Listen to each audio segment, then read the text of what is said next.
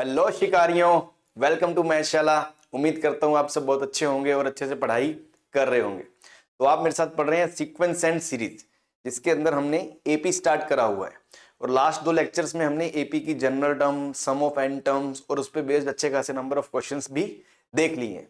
तो आज के लेक्चर में अपन एपी में ही एपी की कुछ properties related questions and arithmetic mean वगैरह एएम भी बोलते हैं जिसको हम, वो सब क्या होता है। तो चलिए स्टार्ट करते हैं।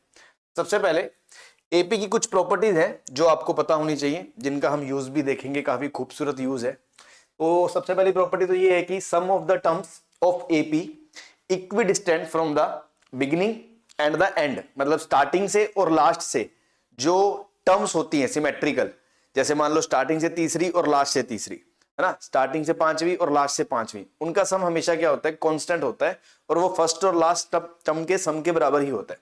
इनफैक्ट ये प्रॉपर्टी मैं आपको बता भी चुका हूं जब अपन ने एसएन का फॉर्मूला ड्राइव करा था लास्ट लेक्चर में, तो उसमें मैंने बताया था ना, उसको पलट के लिखा था।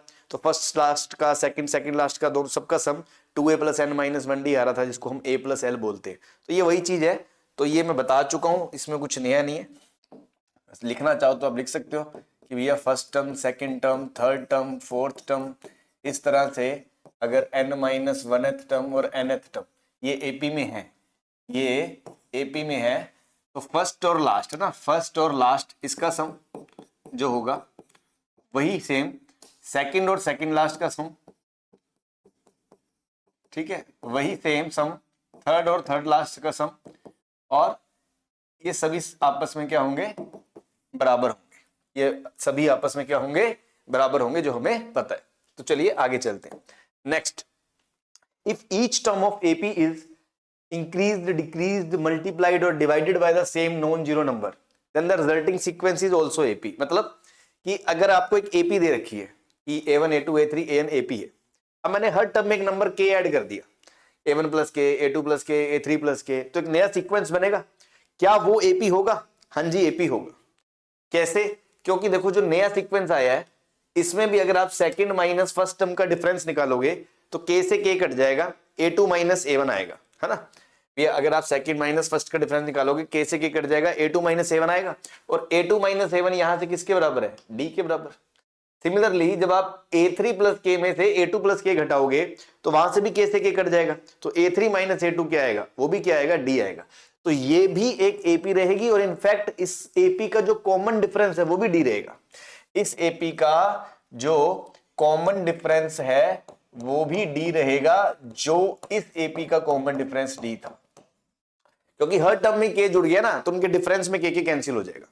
ऐसे ही अगर के घटा भी दें, अगर के घटा भी दे, हर टर्म में के सेम होना चाहिए और हर टर्म में ये काम किया होना चाहिए, तो भी वो एपी ही रहता है। आप दोनों को डिफरेंस करके देखोगे तो a2 - a1 आएगा, थर्ड में a3 - a2 आएगा, तो सेम ही रहेगा। इनफैक्ट ये भी हम बोल सकते हैं, ये भी सेम एपी होगी, मतलब एपी सेम नहीं होगी, ये भी जो एपी होगी उसका कॉमन डिफरेंस वही होगा जो ओरिजिनल एपी का होगा। नाउ थर्ड वन, अगर के से मल्टीप्लाई कर दें तो सर, तो भी ये एपी रहती है। आप चेक करके देख सकते हो, अगर आप ka2 - ka1 निकालोगे, ठीक, और ka3 - ka2 निकालोगे, तो देखो k कॉमन आएगा, a2 - a1 क्या होता है, d, है ना, a2 - a1 ओरिजिनल सीक्वेंस के लिए क्या है, d, तो ये kd आ गया। ऐसे यहां पे भी k कॉमन आ गया, तो a3 - a2 वो भी क्या है, d, तो ये भी kd आ गया। अल्टीमेटली दोनों बराबर आ गए। मतलब ये इस वाले एपी में भी कंसेक्यूटिव जो टर्म है, सक्सीडिंग माइनस प्रीसीडिंग टर्म का जो डिफरेंस है वो फिक्स आ रहा है। इसका मतलब ये भी एक एपी है, बट इस एपी का कॉमन डिफरेंस सेम नहीं आ रहा। इस एपी का जो कॉमन डिफरेंस आ रहा है वो आ रहा है k टाइम्स d। क्या आ रहा है, k टाइम्स d। मतलब ओरिजिनल एपी का कॉमन डिफरेंस अगर d है तो इसका kd हो जाएगा, ठीक है ना। k कोई भी नंबर हो सकता है, हाँ जी, कोई भी, जीरो भी हो सकता है, हाँ जी। अगर जीरो हो गया तो सभी टर्म जीरो हो जाएंगे, तो 0 0 0 0 वो भी एक क्या होती है, एपी होती है। लेकिन सिमिलरली अगर आप डिवाइड करें, अब देखो डिवाइड तो जीरो से नहीं कर सकते, इसलिए नॉन जीरो नंबर लिखा है। तो जब जीरो से डिवाइड नहीं कर सकते तो जीरो के अलावा कोई भी नंबर हो, a1/k, a2/k, a3/k, ये भी एक क्या होगी, एपी ही रहेगी। आप इनका डिफरेंस निकाल के देखोगे, दोनों का, सेकंड फर्स्ट का और थर्ड सेकंड का, वो सेम ही आएगा। तो ये भी एक एपी होगी, बट इसका जो कॉमन डिफरेंस होगा वो क्या हो जाएगा, d/k हो जाएगा, d/k। तो एक ही एपी में सेम नंबर ऐड कर दें, घटा दें, सब्ट्रैक्ट कर दें, मल्टीप्लाई कर दें, डिवाइड कर दें, वो रिजल्टेंट जो सीक्वेंस आता है वो एपी ही रहता है। बहुत इंपॉर्टेंट टूल है ये, इसका एप्लीकेशन अभी अपन क्वेश्चंस में देखेंगे। नेक्स्ट, सम और डिफरेंस ऑफ टू एपीज, मतलब एक एपी अलग है, एक एपी अलग है, दो एपी दी हुई, जैसे ये देखो आप A1 A2 A3 एक AP1 है और B1 B2 B3 एक AP2 है, दो अलग अलग एपीज दे रखी है, ठीक है भाई।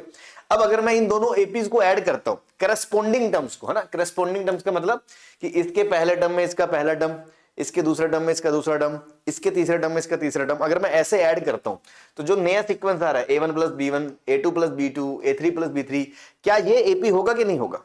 ये मैं आपसे पूछ रहा हूं, ये एपी होगा कि नहीं होगा? तो देखो, अगर अपन बात करें कि यार A1 को A1 बोल दो और A2 को क्या बोल सकते हैं? A1 + D1, उसका जो कॉमन डिफरेंस होगा। A2 को क्या बोल सकते हो? A1 + 2D1 A3 को। इस तरह से पहली एपी को लिखा जा सकता है अगर उसका मैं कॉमन डिफरेंस D1 मान लूं तो। ऐसे ही दूसरी एपी के लिए पहला टर्म A2 है और उसका कॉमन डिफरेंस D2 मान लो, तो दूसरा टर्म क्या होगा? A2 + D1, फिर A2 + 2D1, sorry A2 + D2, A2 + 2D2। इस तरह से अगर मैं दो एपी को एज्यूम कर सकता हूं। नाउ अब मैं अगर इनके करस्पॉन्डिंग टर्म्स को जोड़ रहा हूं, है ना, A1 + B1 को, तो इन दोनों को अगर मैं जोड़ रहा हूं तो ये मुझे मिल रहा है A1 + A2, A1 + A2। यहां पर क्या मिलेगा? A1 + A2 + D1 + D2, D1 + D2। ऐसे यहां पर क्या मिलेगा? A1 + A2 + 2D1 + D2, 2D1 + D2, इस तरह से। अब आपको चेक करना है क्या ये एपी है, तो अब देखो इसका जो सेकंड टर्म है T2 और इसका जो फर्स्ट टर्म है T1, उनका जो गैप है, डिफरेंस है, succeeding minus preceding, that is D1 + D2। और आप वही सेम डिफरेंस देखोगे इसमें और इसमें कि A2 A1 A2 A1 cut जाएगा, twice of D1 + D2 minus D1 + D2, ये भी क्या आएगा? T3 - T2। तो देखो कभी भी दो एपीज को करस्पॉन्डिंग टर्म्स को जोड़ के एक नई सीरीज बनाई, नया सीक्वेंस बनाया जाए, तो वो वाला सीक्वेंस भी एपी ही होता है। आपके सामने साक्षात दर्शन हो रहे हैं। आप कोई भी एग्जांपल ले लो, मान लो मैंने कहा एक एपी है 2 4 6 8, इस तरह। ऐसी एक दूसरी एपी है मान लो 3 6 9 12, इस तरह। इस एपी का कॉमन डिफरेंस है D1 2 और इसका कॉमन डिफरेंस है D2 3। अब मैंने कहा इनको ऐड करो, तो 3 + 2 5, 6 + 4 10, 9 + 6 15, 12 + 8 20। आप देख सकते हो रिजल्टिंग सीक्वेंस भी एक एपी ही आ रहा है और इनफैक्ट उसका जो कॉमन डिफरेंस है वो आएगा D1 + D2। तो वही हमने कहा है कि सम करें या डिफरेंस, मतलब अगर दो एपीज के करस्पॉन्डिंग टर्म को जोड़ें या सब्ट्रैक्ट करें तो जो नया सीक्वेंस आएगा वो भी एक एपी होगा और उसका कॉमन डिफरेंस क्या होगा? अगर जोड़ेंगे तो वो क्या होगा? D1 + D2, और अगर सब्ट्रैक्ट करेंगे तो वही, अगर आप दोनों को घटाओगे तो आप देख सकते हो दोनों का जो कॉमन डिफरेंस आएगा दैट इज D2 - D1। मतलब किसमें से किसको घटा रहे हो उसके ऊपर है।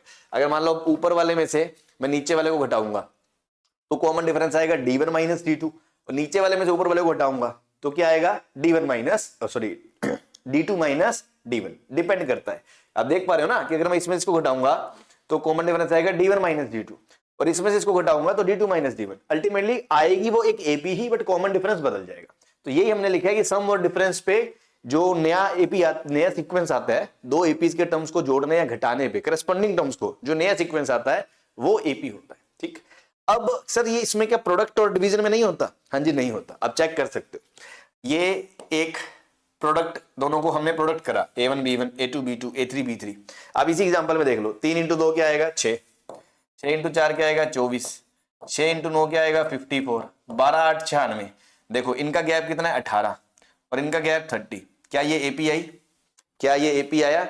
नहीं, है ना, तो ये एपी नहीं है।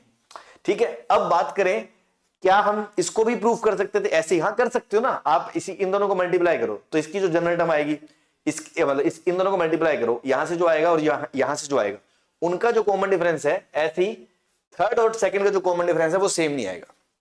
इनफैक्ट इस चीज को तो ना मैं बिना कुछ करे भी बोल सकता हूं, है ना, यूं बोल सकते हैं कि ये एपी हो ही नहीं सकती। मतलब हो ही नहीं सकती का कहने का मतलब ये नहीं है कि कोई पर्टिकुलर एग्जांपल में आ जाए तो अलग बात है, हमेशा नहीं हो सकती, इन जनरल नहीं होगी। क्यों? क्योंकि एक बात बताओ कि एपी की जनरल टर्म एन में लीनियर होती है, एपी की जनरल टर्म एन में क्या होती है, लीनियर। इसकी जनरल टर्म भी एन में लीनियर है और इसकी जनरल टर्म भी एन में लीनियर है। और जब दोनों को मल्टीप्लाई कर रहे हो तो लीनियर इंटू लीनियर एन में क्वाड्रेटिक आ जाएगा, और किसी भी एपी का जनरल टर्म एन में कभी क्वाड्रेटिक नहीं हो सकता। आ रही है बात समझ में? तो मैं ये कहना चाह रहा हूं कि दो एपीज को अगर मैं ऐड करूं या सब्ट्रैक्ट करूं तब तो एपी ही रहेगा, लेकिन डिवीजन या मल्टीप्लाई करने पे वो एपी नहीं होगा। आ गई बात समझ में? हाँ जी, नेक्स्ट। हाँ भाई, ये भी एक बहुत इंपॉर्टेंट प्रॉपर्टी है, ठीक है। ये क्या है कि जब हमें नंबर एज्यूम करने हो एपी में 3, 4, 5 इस तरह नंबर एज्यूम कर सकते हैं, तो सर ये ड्रामेबाजी की क्या जरूरत है, नंबर तो हम वैसे ही एज्यूम कर लेते हैं भाई, ए और डी का तो आप यूज कर ही रहे हो, तो नंबर तो हम ऐसे भी कर लेते हैं, 3 नंबर ए प्लस डी और ए प्लस 2d। तो सर इससे फायदा क्या हुआ? देखो इससे फायदा ये होगा, अगर मैं इन तीनों नंबर्स का सम करता हूं, क्या करता हूं, सम, तो वो क्या आएगा, 3a plus 2d, 3a plus 3d, ये आएगा कि नहीं आएगा? और अगर मैं इन तीनों का सम करता हूं, इन तीनों का सम करता हूं, तो आप देखोगे सम में ये d से d कट जाएगा और 3a आ जाएगा, 3 आ जाएगा। तो कभी भी नंबर्स का सम दिया जाए, क्या दिया जाए, सम, ठीक है, तो ये मानने से एक इक्वेशन सीधा सोल्व हो जाती है। मतलब यहां पर देखो एक इक्वेशन में दोनों वेरिएबल है, तो एक इक्वेशन से दोनों चीजें सोल्व नहीं हो रही हैं। लेकिन अगर आप वही टर्म्स को ऐसे एज्यूम कर लो कि भैया एक टर्म a है बीच वाली, अगली टर्म a प्लस डी है और पिछली टर्म a माइनस डी है, ऐसा करने से फायदा क्या होगा, जब भी आप इनका सम करोगे, जब भी आप इनका क्या करोगे, सम, वो कांस्टेंट आ जाएगा। क्या आ जाएगा, कांस्टेंट। तो इस तरह से टर्म्स मानना बेनिफिशियल कब है ना, बेनिफिशियल कब है, वैसे आप कभी भी मान सकते हो, आपकी चॉइस है ना, ऐसा कुछ नहीं है, आप वैसे भी मान सकते हो, लेकिन ऐसे मानने का सबसे ज्यादा बेनिफिट कब है, व्हेन सम ऑफ नंबर्स आपको पता हो, सम ऑफ नंबर्स आपको गिवन हो, है ना। तो सबसे पहला तो जो अपना थंब रूल है वो ये है कि आपको सम ऑफ नंबर्स पता होना चाहिए, तब आप ऐसे टर्म्स मान सकते हो। तो देखो 3 टर्म एज्यूम करने हैं, तो मैंने सेंटर में a मान लिया और d आगे और d पीछे, ठीक है, तो सम कट गया, d कट गया, खत्म। लेकिन अगर यही 4 टर्म मानने हो तो यार अगर मैं ऐसे करूंगा ना, ऐसे a से ही स्टार्ट करूंगा अगर मैं, तो क्या होगा, या तो मुझे अगला टर्म आगे लेना पड़ेगा a प्लस 2d, तब तीनों का अगर मैं सम करूंगा ना तो d कैंसिल नहीं होगा, या मैं चौथा टर्म इससे पीछे लूंगा तो भी d कैंसिल नहीं होगा, क्योंकि इन 3 के सम में d उड़ चुका है, तो चौथे टर्म में तो d आएगा ही ना, तो पूरे सम में तो d आएगा ही, बट हमारा पर्पस क्या है कि हमें d उड़ाना है, हमें सम में सिर्फ a बचाना है। तो हमने कहा ऐसा करो, फिर टर्म्स ऐसे मत मानो, है ना, टर्म्स ऐसे मत मानो, क्या करो आप, है ना, क्या करो टर्म्स, तो दिक्कत क्यों हो रही है, ये दिक्कत अगर मैं a को लूंगा ना बीच में तो दिक्कत होगी ही होगी, दिक्कत होगी ही होगी। तो हमने कहा ऐसा करो, a को लो ही मत, तो एक टर्म हमने ले लिया a माइनस डी और एक ले लिया a प्लस डी, ठीक है, एक टर्म ले लिया a माइनस डी, एक ले लिया a प्लस डी। अब देखो इसमें ये लफड़ा हो गया कि जब इन दोनों का आप कॉमन डिफरेंस देखोगे ना तो वो d नहीं है, कितना है, 2d, कॉमन डिफरेंस कितना है, 2d। चल अब इस चीज को अब ये मत सोचे कॉमन डिफरेंस 2d कैसे हो गया, वो तो भैया हमने माना है, d तो एक वेरिएबल है, जो हम स्टार्टिंग में आपको बताया था, जैसे अपन ने टर्म्स माने थे उसमें हमने माना था कॉमन डिफरेंस d है, इसमें जो है इसमें कॉमन डिफरेंस 2d है ना, मतलब d की जो भी वैल्यू आएगी उसका डबल है, तो कोई बात नहीं। तो फिर अगली टर्म क्या हो जाएगी, इससे 2d आगे a प्लस 3d, और इससे पिछली टर्म क्या हो जाएगी, इससे 2d पीछे a माइनस 3d। तो आप देखो टर्म्स को ऐसे मान सकते हो। ऐसे मानने का फायदा क्या है, जब आप चारों को ऐड करोगे तो d d d d cut जाएगा, सम क्या आ जाएगा, 4a। तो जब भी even number of terms assume करनी है तो बीच में a नहीं ले सकते आप, तब आप a से एक इधर a माइनस डी और एक a प्लस डी और फिर 2d गैप के बाद चले। और जब भी ओड नंबर हो तो सेंटर में a को ले लो, इधर a माइनस डी इधर a प्लस डी, 5 लेनी है, फिर पीछे a माइनस 2d आगे a प्लस 2d। तो वही मैंने ये लिखा हुआ है कि 3, 4, 5, 6 नंबर इस तरह एज्यूम करने हो तो कैसे एज्यूम कर सकते हैं। इसका सबसे ज्यादा बेनिफिट तो कब है, जब आपको सम गिवन हो, सम गिवन हो तब यूज करें। और दूसरा है ना, दूसरा जो खतरा, ज्यादातर बच्चे सबसे ज्यादा गलती क्या करते हैं ना, खतरा क्या है, खतरा ये है कि हमारी क्या एक साइकोलॉजी बनी होती है बचपन से, 10th क्लास से आपने पढ़ रखा है और अब भी हमने 2 दिन से पढ़ रहे हैं कि ए क्या होता है फर्स्ट टर्म, और डी हमारे कानों में बजता रहता है कॉमन डिफरेंस। तो ज्यादातर क्वेश्चन में क्या होता है, जब हम टर्म्स ऐसे यूज करते हैं और कैलकुलेशन करते हैं, सोल्व करते हैं, ए आ गया तो हम मुंह फाड़ के बोल, अगर क्वेश्चन में पूछा जाए फर्स्ट टर्म तो हम ए का आंसर मान लो 4 आ गया तो हम कहते हैं फर्स्ट टर्म इज 4, बस वहां हमने मौत को दावत दे दी। क्यों, क्योंकि भैया फर्स्ट टर्म ए थोड़ी है आपका, देखो किसी भी सिनेरियो में फर्स्ट टर्म ए नहीं है, या तो first term a minus D है या a माइनस 3d है, तो वहां फर्स्ट टर्म पूछा तो आपने जो टर्म्स एज्यूम करे हैं उसके अकॉर्डिंग फर्स्ट टर्म वो थोड़ी है। और हम साइकोलॉजिकली सोचते हैं ए फर्स्ट टर्म होता है ना, वो तब होता है जब हम स्टार्टिंग ही ऐसे करते हैं a plus D, a plus 2d इस तरह से। तो ए यहां फर्स्ट टर्म नहीं है, ए यहां फर्स्ट टर्म नहीं है, इस चीज का होशो हवास रखें, ध्यान रखें। इनफैक्ट किसी किसी केस में डी भी कॉमन डिफरेंस नहीं है, जैसे इस केस में कॉमन डिफरेंस कितना है, इस केस में कॉमन डिफरेंस कितना है 2d, और हम जोश जोश में क्या होता है डी सोल्व करके आंसर बक देते हैं कि ये लो जी आ गया आंसर है, फोड़ दिए पेपर, बाद में तो चलते फूट गए हैं -1 का जब गिफ्ट मिलता है। क्यों? क्योंकि डी वेरिएबल आपका 5 आया मान लो, तो कॉमन डिफरेंस तो 10 दे रहे हैं ना आंसर में, लेकिन वो हम देते नहीं जल्दबाजी में। तो एक तो ध्यान रखें ए फर्स्ट टर्म नहीं है, और कुछ केसेस में डी भी कॉमन डिफरेंस नहीं है, हमेशा नहीं मैं कह रहा, कुछ केसेस में, जैसे इसमें डी है इसमें नहीं है, तो इस चीज का आप अलर्ट रखें, जोश जोश में होश ना खो दे। ठीक है, वो गाना सुना है, जोश न खो दे कहीं होश में देखने वाला है, देखिए पिक्चर देखिए, शाहरुख खान की है, कोयला पिक्चर है ना, गूंगा होता है उसमें वो, है ना। चलो छोड़ो यार, तुम कहां पे हो ना, मूवीज तुमने देखी नहीं होगी ना, 90s की पिक्चर है। तो चलिए, कुल मिला के नंबर से जूम करने को कैसे कर सकते हैं, उससे फायदा क्या होता है और उसमें गलती क्या होती है, वो मैंने सारी चीज आपको बता दी, ध्यान रखना है। चलिए भाई नेक्स्ट, अब अपन क्वेश्चंस करने के लिए रेडी हैं, जिनमें हम इनका आपको एप्लीकेशन दिखाएंगे कि देखो भाई इसका ऐसे यूज होता है, खूबसूरत यूज। चलिए, तो सबसे पहले sum of the first 4 terms of decreasing AP. अब देखो टर्म्स आप कैसे भी मान सकते थे, लेकिन यहां पर सम ऑफ 4 टर्म्स दिए, तो क्यों ना मैं अपने जो मैंने अभी नोट लिखा है मैं टर्म्स को वैसे अज्यूम करूं, उससे मेरी कैलकुलेशन कम हो, जल्दी आंसर आए, है ना। तो मैंने कहा ऐसा करो, सम ऑफ फर्स्ट 4 टर्म्स है ना, तो आप ऐसा करो 4 टर्म्स ऐसे मान लो, a minus D, A plus D, अगला फिर a प्लस 3d होगा, 2d नहीं होगा। एक तो बहुत बच्चे यहां गलती करते हैं, अगला a प्लस 2d ले लेते हैं, जब आपने ये माना है तो इनमें कॉमन डिफरेंस 2d है, तो अगला a प्लस 3d होगा, और इधर इससे पिछला लेंगे तभी तो फायदा है, अगर उससे आगे ले ली फिर तो d कटा ही ना, चलो d कटना ही नहीं था तो फिर शुरू से ही a प्लस डी मान लेते, है ना। तो इसको ऐसे चलना है, ठीक है भाई। चलिए नाउ अब देखो सम क्या होगा, इन चारों का सम करोगे D D D D cut जाएगा, 4a आएगा, और 4a आपको दिया है कितना हुआ 24 है, a बराबर डायरेक्ट क्या आ गया 6 आ गया, a क्या आ गया 6 आ गया। चलिए, एंड देयर प्रोडक्ट भी दे रखा है चारों टर्म्स का, अब चारों टर्म्स का प्रोडक्ट भी दे रखा है। अब एक चीज देखो, प्रोडक्ट का मतलब अगर मन को a पता चल गया तो टर्म्स क्या होंगे 6 minus 3d, 6 minus D, 6 plus D, 6 plus 3d, ये दिया हुआ है भाई, और चारों टर्म्स का जो प्रोडक्ट है वो कितना दिया हुआ है 945, कितना दिया हुआ है 945। अब इस इक्वेशन को सॉल्व कर लो, वहां से डी आ जाएगा, आपका आंसर आ जाएगा, है ना। यही चाहिए हमें, एपी निकालनी है। तो देखो a plus b, a minus b, तो a square minus B square, 36 minus d square. ऐसे ही देखो इन दोनों को ग्रुप करो, a plus b, a minus b, a plus b, 36 minus 9d square, है ना। कैलकुलेशन करनी भी थोड़ी स्मार्टनेस से आनी चाहिए, ये नहीं कि इसको खोल के रख दिया 4 डिग्री इक्वेशन बना ली, फिर फैक्टर ढूंढ रहे हैं, फैक्टर दिख रहे हैं आपको, पहले ही हुआ पड़ा है। अब आप देखो ध्यान से, इसमें से ना 9 कॉमन आ रहा है, तो मैंने कहा 9 बाहर निकाल लो, 36 माइनस 9 बाहर निकालेंगे, 9 बाहर निकालेंगे तो 9 बाहर, 36 माइनस डी स्क्वायर में से 9 4 36 माइनस डी स्क्वायर, और एक ये वाला टर्म तो है ही 36 माइनस डी स्क्वायर बराबर 945। अब आप देखो 9 से 945 कट रहा है, 9 एकम 9, 9 5 45, 105 आ गया।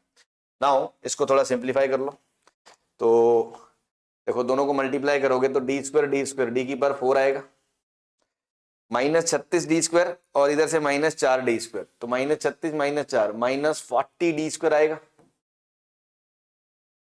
ठीक है जी। नाउ माइनस माइनस प्लस, तो 36 इंटू 4 144 आ जाएगा, और बराबर 105, ठीक है जी।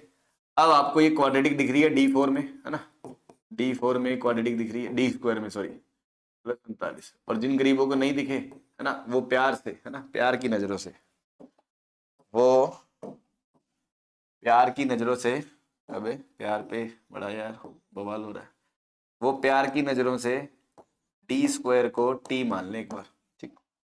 उसके बाद प्यार से जब आप मान लोगे तो आपको दिखेगा ये तो क्वाड्रेटिक है, T square minus 40t plus 39 बराबर 0, फैक्टराइज करोगे तो t माइनस 1 t माइनस 39 बराबर 0। अब यहां से t1 आ गया और 39 आ गया, अब देखो t1 आया मतलब डी स्क्वायर या तो 1 आ गया या 39 आ गया, तो डी इधर से तो क्या आएगा +-1 और इधर से क्या आएगा +-√39। 4 आंसर पॉसिबल आएंगे। लेकिन अब क्वेश्चन की लैंग्वेज पढ़ो, कई बार ना हम कुछ वर्ड मिस कर देते हैं, उसी की वजह से गेम खराब हो जाता है अपना। आप देखो रैशनल टर्म्स लिखा हुआ है, ये क्या ऐसे हवन करने के लिए दिया है, रैशनल टर्म्स है। अब आप देखो अपना क्या बोलते हैं, अगर कॉमन डिफरेंस अपना क्या √39 आएगा, कॉमन डिफरेंस +√39 आए चाहे -√39 आए, क्या टर्म्स सारे रैशनल हो पाएंगे? अभी क्या सारे टर्म्स रैशनल हो पाएंगे? नहीं हो पाएंगे, है ना। तो इसका मतलब डी ये तो पॉसिबल है नहीं, डी ये तो पॉसिबल है नहीं। अब बचा डी का 2 आंसर, या तो 1 या -1। ठीक है, अब उसने बोला डिक्रीजिंग एपी, क्या बोला है? डिक्रीजिंग। मैंने आपको कल लास्ट लेक्चर में या स्टार्टिंग में बताया भी था, डिक्रीजिंग एपी नोट लिखाया था। डिक्रीजिंग एपी का मतलब डी नेगेटिव और इंक्रीजिंग एपी का मतलब डी पॉजिटिव। तो डिक्रीजिंग एपी का मतलब है डी नेगेटिव है ना। ये डी का आंसर है, टी का आंसर नहीं है, ये डी का आंसर है, ये है ना। तो डी का आंसर क्या आएगा? -1 आएगा, -1। ये प्लस वाला रिजेक्ट हो जाएगा, क्योंकि डिक्रीजिंग एपी है, डिक्रीजिंग। ठीक है भाई, D-1 आ गया। नाउ D-1 आ गया, A6 आ गया, तो आपकी एपी क्या आ गई? 6। अब देखो जोश जोश में यहां गलती क्या होती है कि फर्स्ट टर्म 6 आ गया, D-1 आ गया, तो 6 - 1 5, 6 - 2 फिर एक कम 4, फिर एक कम 3। ये गलत है, क्योंकि आपने फर्स्ट टर्म ए मान लिया, फर्स्ट टर्म ए नहीं है। आपने जो टर्म्स एज्यूम करे हैं वो ये पड़े हैं मुन्ना, तो इसको भूल मत जाना, है ना। आंसर ये नहीं देना। तो सही आंसर क्या होगा? सही आंसर क्या होगा? सही आंसर, अब यहां वैल्यूज रखो ए की और डी की, वहां से आंसर क्या आएगा? ए की जगह 6 और डी की जगह -1 रखोगे तो आंसर आएगा 9, फिर 6 - 1 7, फिर 5, फिर 3, ये आएगा। ठीक है, ये है आंसर सही, है ना। तो यही मैं कह रहा था, ऐसी मासूम गलतियां होती हैं। गलती चाहे मासूम हो चाहे भयंकर हो, गिफ्ट -1 का ही मिलना है ना। सजा बराबर है। ये थोड़ी छोटी गलती की छोटी सजा होगी, तो कोई फायदा नहीं है ना। तो ध्यान रखें जो बातें बता रहा हूं। चलिए next, interior angles of a quadrilateral are in AP, मतलब एक क्वाड्रिलेटरल दिया हुआ है। ठीक है भाई, तो क्वाड्रिलेटरल क्या होता है ना, तुम्हें पता ही है क्वाड्रिलेटरल कुछ भी। ये मान लो अपना एक क्वाड्रिलेटरल दिया हुआ है, ठीक है जी। नाउ वो क्या कह रहा है, इसके जो एंगल्स है ना, एंगल्स वो एपी में है। जो एंगल्स है, एंगल्स वो एपी में है। तो यार एंगल्स एपी में है with common difference 10, with common difference 10। तो एक चीज बताओ, मानने को आप एंगल ए + डी A+2D वैसे भी मान सकते हो, उसके बाद सम ऑफ इंटीरियर एंगल्स लगा दो तो भी आंसर आ जाएगा। बट मैं ये कहना चाह रहा हूं कि यार आपको क्वाड्रिलेटरल के चारों इंटीरियर एंगल का सम पता है ना, क्या होता है? 360 डिग्री। क्या होता है? 360 डिग्री। अगर नहीं भी पता तो एक फॉर्मूला होता है कि n - 2 × 180 डिग्री, है ना। ये किस चीज का फॉर्मूला होता है? ये होता है sum of all interior angles of polygon. सभी इंटीरियर एंगल्स ऑफ पॉलीगन का ये सम होता है। ठीक है, तो ये ज्ञान की बात जिनके पास नहीं थी ना, वो संभाल ले, ज्ञान की बात। तो n की वैल्यू 4 है, क्योंकि 4 साइड है, 4 इसमें रखेंगे, 4 - 2, 2 × 180 360 आ जाएगा, है ना। ट्रायंगल में 3 रखते हो तो 180 डिग्री आ जाता है। तो भैया चारों का सम मुझे पता है, तो मैंने कहा ऐसा करो, जब चारों का सम पता है तो मैं टर्म्स ऐसे ना मान लूं भैया, a - 3d, a - d, a + d, a + 3d, है ना। तो ये मानने में फायदा है। तो चारों का सम क्या होगा? सम तो dd तो कट ही जाएगा, 4a आएगा, 4a आएगा, तो 4a बराबर 360 डिग्री, तो a बराबर कितना आ जाएगा? 90 डिग्री। a बराबर कितना आ जाएगा? 90 डिग्री। और कॉमन डिफरेंस कितना दिया हुआ है? 10 डिग्री। कॉमन डिफरेंस कितना दिया हुआ है? 10 डिग्री। तो आंसर्स क्या आ जाएंगे? 90 डिग्री, 90 + 1 100 डिग्री, 90 - 10 80 डिग्री।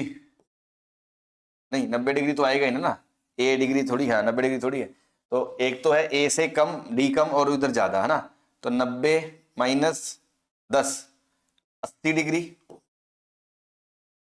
और 90 - 3d तो 30 60 डिग्री, 90 + 3d 120 डिग्री, और 90 प्लस 10 भी तो आएगा 100 डिग्री। हाँ 90 प्लस 10 100 डिग्री, 90 प्लस 10 100 डिग्री और 90 प्लस 30 120 डिग्री। हाँ अब गरीब आदमी ये आंसर दे देता है, ये गरीब आदमी की पहचान है। अच्छा सर इसमें क्या गलती है? सही तो है, आपने कहा सम करा, चारों का ए निकाला, उसके बाद कॉमन डिफरेंस 10 है, तो ए से 10 कम, ए से 10 ज्यादा, फिर ए से 30 कम, फिर ए से 30 ज्यादा, वही तो करा है हमने। है गड़बड़ क्या? गड़बड़ यही है जो मैंने अभी आपको थोड़ी देर पहले बताई थी, है ना? ये गलत है। क्यों गलत है? क्योंकि मुन्ना कॉमन डिफरेंस 10 है, कॉमन डिफरेंस डी 10 नहीं है। अच्छा सर ये क्या बात कर रहे हो, डी तो कॉमन डिफरेंस होता है। अरे नहीं भाई, यहाँ कॉमन डिफरेंस डी थोड़ी है, यहाँ कॉमन डिफरेंस 10 है और कॉमन डिफरेंस कितना है? 2D 2D 2D। तो डी कितना आएगा? 5 5 5। इस चीज का ध्यान रखना है, डी 5 है और तुम डी को 10 डाल रहे हो।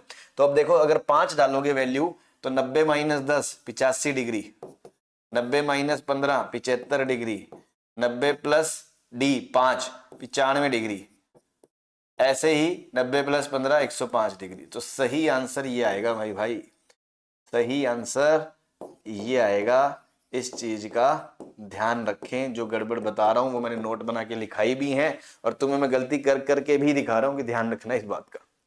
चलिए, if roots of the cubic are in AP, find condition in ABCD, find condition in ABCD. तो देखो वैसे ये क्वेश्चन मैं आपको क्वाड्रेटिक में ही करा चुका हूं, मतलब लास्ट लेक्चर में, बट वहां हमने एपी का यूज नहीं करा था, वहां सिमेट्रिक वाला कंसेप्ट बताया था कि रूट्स को हमने मतलब जैसे भी लिखा था तो एक टर्म मिसिंग था दोनों तरफ, हमने कहा सिमेट्रिक एक्सप्रेशन बना दो। लेकिन अब आप एपी को जानते हो तो एपी के हिसाब से अगर मैं रूट्स की बात करूं तो मैं ये बोल सकता हूं कि यार इसके जो रूट्स है वो मैं ऐसे एज्यूम कर सकता हूं कि ए प्लस डी और ए माइनस डी। क्यों सर, इसमें ऐसा क्या बेनिफिट है? इससे ऐसे क्या बेनिफिट होगा?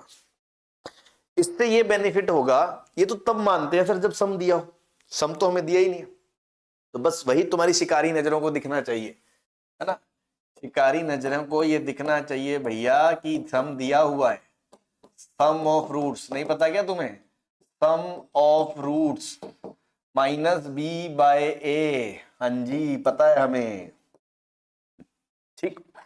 तो सम सीधा ही करोगे, ए देखो अब ना ये ए और ये ए हम मर्ज कर देंगे क्योंकि ये ए तो गिवन है और ये ए हमें गिवन नहीं है, इनफैक्ट डी भी गिवन है, ये डी गिवन नहीं है। तो हम ऐसा करते हैं इसको ना कुछ और मान लो, है ना, कैपिटल मान लो ना, capital A minus capital D capital A plus D, ठीक। नाउ सम कितना आएगा? 3a, और 3a बराबर कितना आएगा? माइनस बी बाय ए, और ए की वैल्यू कितनी आ जाएगी? Minus B by 3a।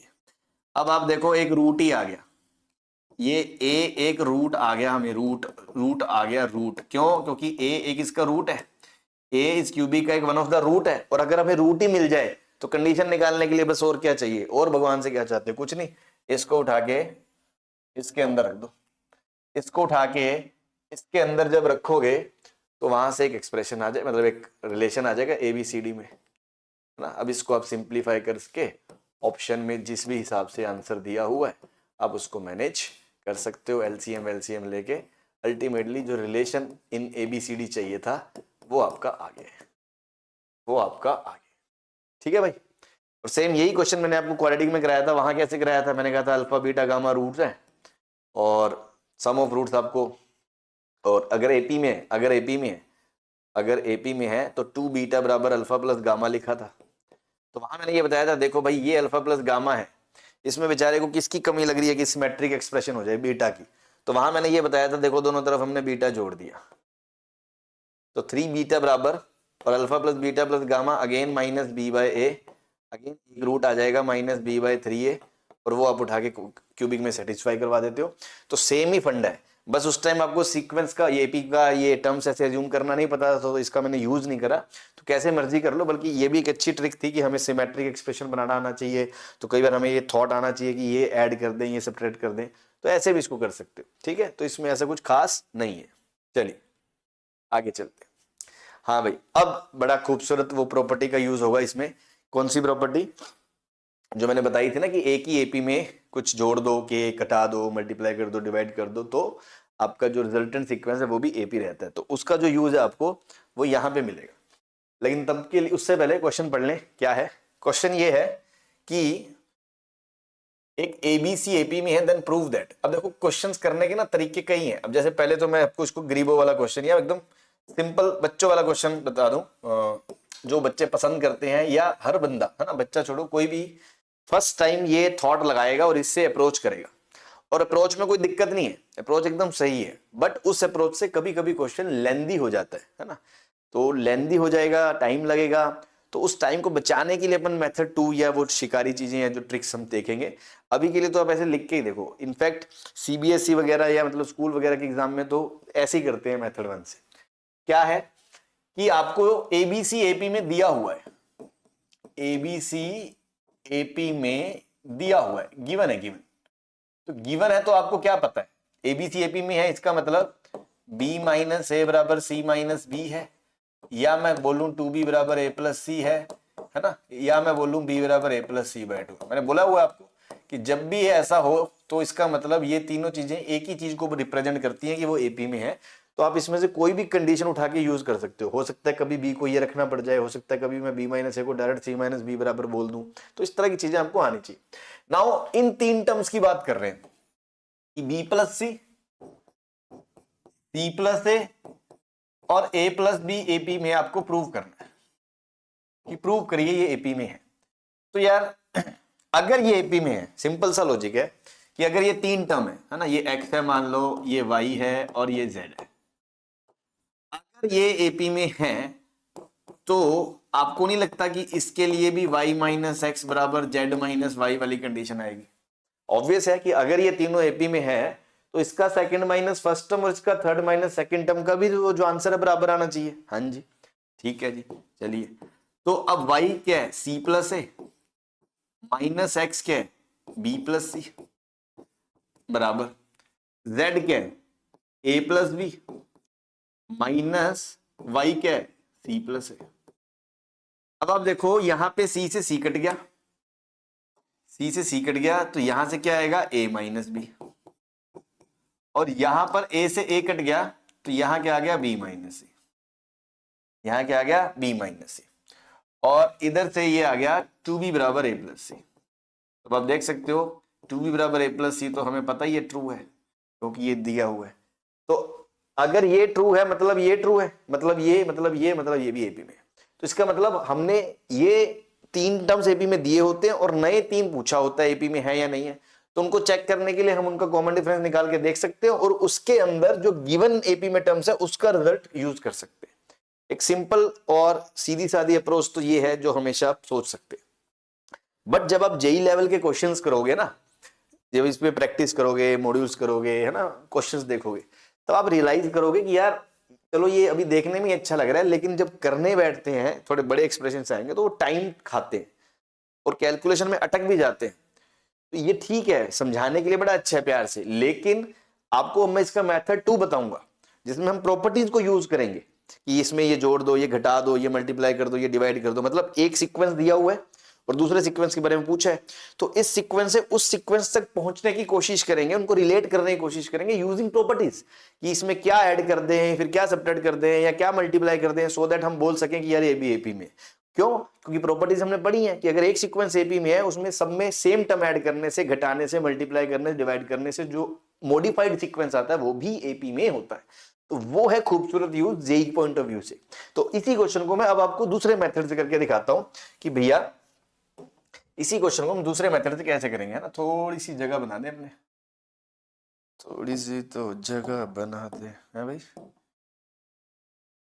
हाँ भाई, मेथड 2, मेथड 2।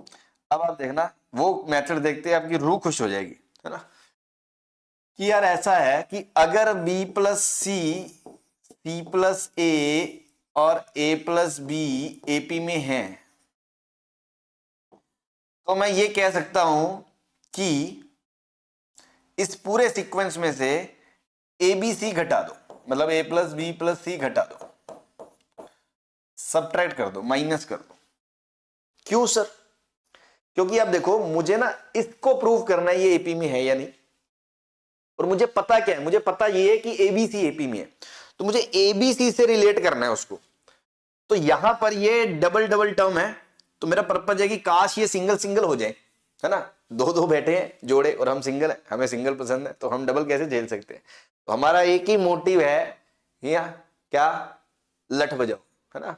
क्या महाराष्ट्र में होता है ये, आपने सुना हो तो, मतलब महाराष्ट्र क्या है, कहीं पे भी, मतलब बहुत सी जगहों पे ऐसा है, कुछ राजनीतिक दल या कुछ गुटबाज या कुछ ग्रुप्स ऐसे हैं, तो जो वैलेंटाइन डे होता है ना, तो वहां सार्वजनिक स्थान जो होते हैं, पार्क वार्क, है ना, वहां जो जोड़ा बैठा दिखा, भी पूछते नहीं है वो कि हाँ भाई भाई बहन हो ये के क्या हो, सीधा लठ बजाना चालू करते हैं वो कि ये सार्वजनिक स्थानों पर ऐसे कैसे बैठे हुए। तो वही बात है कि हम सिंगल, तो हमसे ये जोड़े बर्दाश्त नहीं हो रहे, है ना।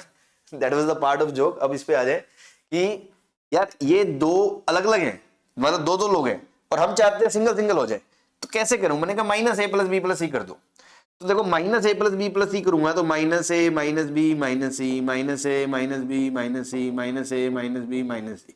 अब आप देखो ये बी कट जाएगा, सी कट जाएगा, क्या बचेगा, माइनस ए। ये ए कट जाएगा, सी कट जाएगा, क्या बचेगा, माइनस बी। ऐसे ये ए बी कट जाएगा, क्या बचेगा, माइनस सी, है ना। तो ये तो मैंने आपको करके दिखा दिया, मतलब लिखने के हिसाब से अगर अपन बात करें तो सीधा यही लिखेंगे अपन। ये तो समझने के लिए, आपको समझाने के लिए कि भैया B plus C plus A plus B अगर एपी में है, और अगर मैं इसमें से घटा दूं माइनस,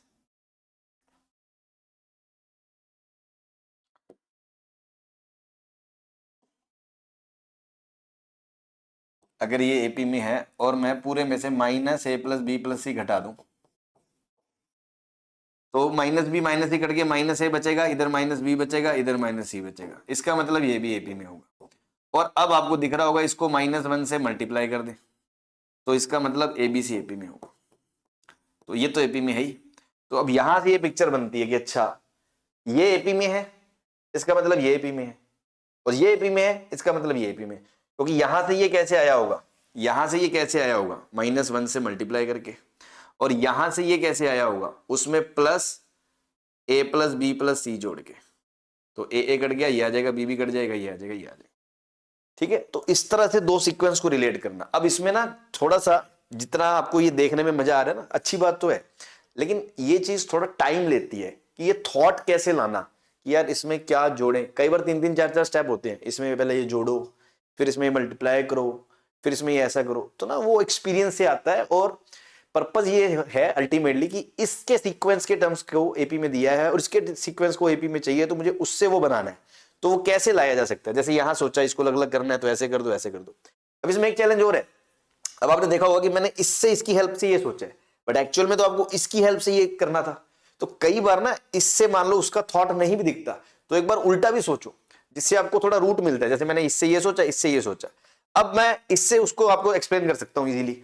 मतलब ये मैं उस वे से कर रहा हूं कि एक बच्चा कैसे सोचेगा, स्टूडेंट कैसे सोचेगा। छपवाने को मैं तुम्हें सीधा छपवा दूं, हाँ भैया राइट दिस, इसके बाद -1 से, बाद में गरीब आदमी यही सोचता रहेगा, साला सोचा कैसे, मास्टर जी बता के चलेगा, दिमाग में कैसे आएगा। तो मैं वो सिखा रहा हूं कि हाउ टू थिंक, कि भैया इसको इससे रिलेट करना है। पहली बात तो देखो ये मैनिपुलेटिव चीजें होती है, ये एक्सपीरियंस से आती है, लेकिन एक्सपीरियंस क्वेश्चन का करने से पहले ये तो पता हो कि वे ऑफ अप्रोच क्या है। तो वो मैं आपको सिखा रहा हूं कि भैया ये एपी में, ये एपी में चाहिए, तो उससे के लिए उसको एक दूसरे से रिलेट करना है। तो मैंने इधर से ऐसे रूट बनाया। अब आपको ऐसा दिखेगा, अच्छा हाँ इसमें -1 से मल्टीप्लाई कर दो, और उसमें फिर सिंगल सिंगल नेगेटिव में हो गया, बट मुझे दो दो प्लस में चाहिए, तो अब तीनों का प्लस उसमें जोड़ दो, तो आपका आंसर आ जाएगा। तो ये थोड़ा सा आप देखो, ट्राई करो, क्वेश्चंस एक्सपीरियंस करो, नहीं हो थोड़े सॉल्यूशंस देखोगे, करते करते धीरे धीरे आपसे हो जाएंगे। ठीक है भाई, चलिए ऐसे आप सेकंड क्वेश्चन में करके दिखा रहा हूं। आप इसको मेथड 1 से भी करके ट्राई कर सकते हो, मैं सेकंड मेथड से आपको सीधा बता। अब आप देखो कैसे अप्रोच बन रही है। यार ये B plus C minus A square, B plus C square minus A square, तो अगर इसमें मैं A square minus B square का फैक्टर लगाऊंगा, तो आपको ऐसा नहीं दिखेगा B plus C minus A, B plus C plus A. ऐसी दूसरे टर्म में क्या दिखेगा, C plus A minus B, C plus A minus B into C plus A. मतलब ऐसे इसका स्पेस ऐसे नहीं है, तो मैं इसको ना थोड़ा ऊपर नीचे लिख रहा हूं ऐसे, B plus C minus A B plus A comma C plus A minus B into C plus A plus B comma A plus B minus C into A plus B plus C. ठीक है भाई, I hope आपको बात समझ में आ रही होगी कि वो पहले टर्म को मैंने दो फैक्टर में मल्टीप्लाई कोमा दो फैक्टर में। अब आपको दिख रहा है कि यार ये वाला फैक्टर तो कट ही रहा है कि हम दोनों तरफ मतलब तीनों में क्या डिवाइड कर देंगे, ए प्लस बी प्लस सी से डिवाइड कर देंगे। तो मतलब ये प्रूव करने की जगह अगर मैं ये प्रूव कर दूं यार ये एपी में है या नहीं, तो बात बन जाएगी, तो बात बन जाएगी। हाँ भाई, अरे समझ में, ठीक। लेकिन मुझे पता तो सिर्फ एबीसी के बारे में, ठीक है, या वो तो फर्स्ट पार्ट में आपको ये भी पता कि बी प्लस सी एपी में है, तो आप यहां पर तो फर्स्ट पार्ट को भी देखते हुए ये बोल सकते हो कि ये एक एपी है, ये हमने पहले प्रूव करा है पिछले पार्ट में, और ये दूसरी एपी है एबीसी, और दोनों एपी को घटा दिया तो हम उसको भी यूटिलाइज कर सकते हैं। देखो भी ये एपी है। लेकिन मान लो क्वेश्चन में ये पार्ट आपने पहले करा ही ना हो, सीधा यही क्वेश्चन में करना हो, तब तो आप इस फैक्ट को यूज नहीं कर सकते ना कि हाँ ये इसको यूज कर लिया। तो आप वैसे सोचो न्यूट्रली कि ठीक है अब ये एपी में है और मुझे पता है एबीसी एपी में है, तो आपको साफ साफ देखो यहाँ फील आ रही होगी कि यार यहां पर भी ना मुझे ये अलग अलग चाहिए, तो अलग अलग चाहिए तो मैंने कहा ऐसा करो माइनस एबीसी कर दो, माइनस ए प्लस बी प्लस सी कर दो पूरे एक्सप्रेशन में से। उससे होगा क्या, ये B minus B C minus C cut जाएगा और minus A minus two A आ जाएगा, सिमिलरली माइनस टू बी आ जाएगा और सिमिलरली माइनस टू सी आ जाएगा। अब आपको रास्ता चमक गया होगा और यहां से क्या करोगे, माइनस दो से डिवाइड कर दोगे तो इसका मतलब एबीसी आ जाएगा। तो मतलब नाउ आई कैन से कि अगर ये एपी में है तो ये भी एपी में, ये एपी में है तो ये भी एपी में। कैसे आएगा, इसमें से माइनस दो से मल्टीप्लाई करके, फिर यहां से ये कैसे आएगा plus A plus B plus सी करके, फिर यहां से ये कैसे आएगा into A plus B plus सी करके, तो आपका फाइनल वाला आ जाएगा, है ना। तो थोड़ा सा ये चैलेंजिंग रहता है स्टार्टिंग में, हर बच्चे के लिए रहता है ना, हमारे लिए भी रहता था भाई, हम भी पढ़े थे कभी जीवन में। तो ऐसा कुछ नहीं है, बट आप अप्रोच समझें, क्वेश्चंस का एक्सपोजर लें, धीरे धीरे आप कनेक्ट करना सीख जाएंगे। ठीक है, चलिए आगे चलते हैं। नेक्स्ट सेम वही है कि अब ए स्क्वायर बी स्क्वायर सी स्क्वायर एपी में दिया है, ए स्क्वायर बी स्क्वायर सी स्क्वायर आपको क्या दिया है, एपी में दिया है, मतलब ये एपी में पता है। आप इसको मेथड 1 से भी कर सकते हो, है ना, वो तो है ही, बट मेरा पर्पज यहाँ वो सिखाना नहीं है, उससे तो आप कर ही लोगे। इसका इसका डिफरेंस, इसका इसका डिफरेंस निकाल के अलग रख लो, इसका इसका इसका इसका दिया हुआ है, इसको उसमें यूटिलाइज कर लो और आपका प्रूफ हो ही जाएगा। अपन सीख रहे हैं कि ये प्रॉपर्टीज है ना, शिकारी प्रॉपर्टीज की हेल्प से अपन इसको कैसे डील कर सकते हैं, उस पर बात कर रहा हूं मैं। तो उसके लिए ये एपी में है और अगर मैं ये एपी में चाहता हूं, अब थोड़ा है ना, अब आप खुद सोचो, 1 मिनट का पोज लो, आपको खुद लगेगा, फील होगा जो मैं कहना चाह रहा हूं। ये कहना लगता है एक बार, थोड़ा टाइम टेकिंग प्रोसेस तो है ये, एक बार स्टार्टिंग एकदम बिगिनर्स की बात कर रहा हूं मैं, यार इसको इससे कैसे कनेक्ट करेंगे सर, है ना। थोड़ा टेक योर टाइम, है ना, आप पॉज करके आराम से 2 4 5 मिनट सोचे, अलग अलग तरीके ट्राई करें, नहीं होगा उसका सोल्यूशन देखें, है ना, तो आपको हिट करेगी वो चीज, और ये चीज आपके लॉन्ग टर्म रहेगी आपके दिमाग में, है ना। जो बच्चे ट्राई ही नहीं करते, सीधा बस सोल्यूशन देख के खुश हो जाते हैं, तो this is not the correct way to study, मतलब फॉर जेई, है ना, कि बस देख लिया खुश हो गए, तो आपने खुद का तो दिमाग खर्च ही नहीं करा, खुद तो आपने वो स्ट्रगल फेस ही नहीं करा नए क्वेश्चन से भिड़ने का। तो जेई में तो सब कुछ नया ही आता है, तो आपके फंडे क्लियर होने चाहिए, तो आपको पढ़ने का सही तरीका सीखना पड़ेगा, है ना। मैथ्स में दिक्कत ज्यादातर ये इसीलिए आती है कि ज्यादातर लोगों को यही नहीं पता होता पढ़ना कैसे। समझ में आ रही है मेरी बात? हाँ, तो सबसे पहले आप देखें, खुद से सोच के, नहीं कुछ बनेगा तो आगे सोल्यूशन कंटिन्यू करें। अब देखो मैं कैसे सोच रहा हूँ ना, मैं भी एकदम जैसे एकदम बच्चा सोचता है वैसे सोचने की कोशिश करूंगा कि यार सर यहां तो ये डिनोमिनेटर में और यहां ये न्यूमरेटर में, तो पहले तो ये सोचो कि इससे न्यूमरेटर में कैसे जाया जाए, इससे न्यूमरेटर में कैसे जाया जाए।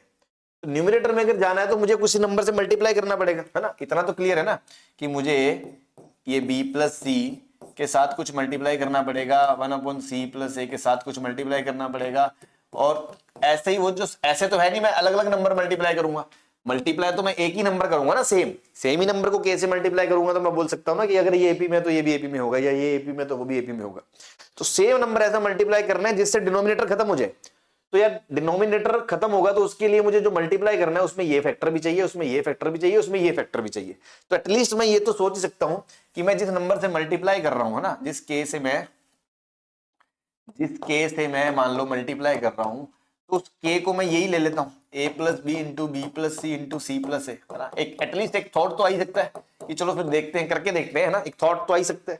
ठीक है, अब आप देखो बी प्लस सी करोगे तो पहला यहां से बच जाएगा a plus B into C plus A, ऐसे यहां से बच जाएगा a plus B into B plus C, क्योंकि सी प्लस ए कट जाएगा, और a प्लस बी कट जाएगा तो b plus C into C plus A. तो एटलीस्ट यहां से हम ये यहां तक आ गए कि यार ये एपी में है ना, तो ये एपी में पक्का होगा, या ये एपी में है तो ये एपी में होगा।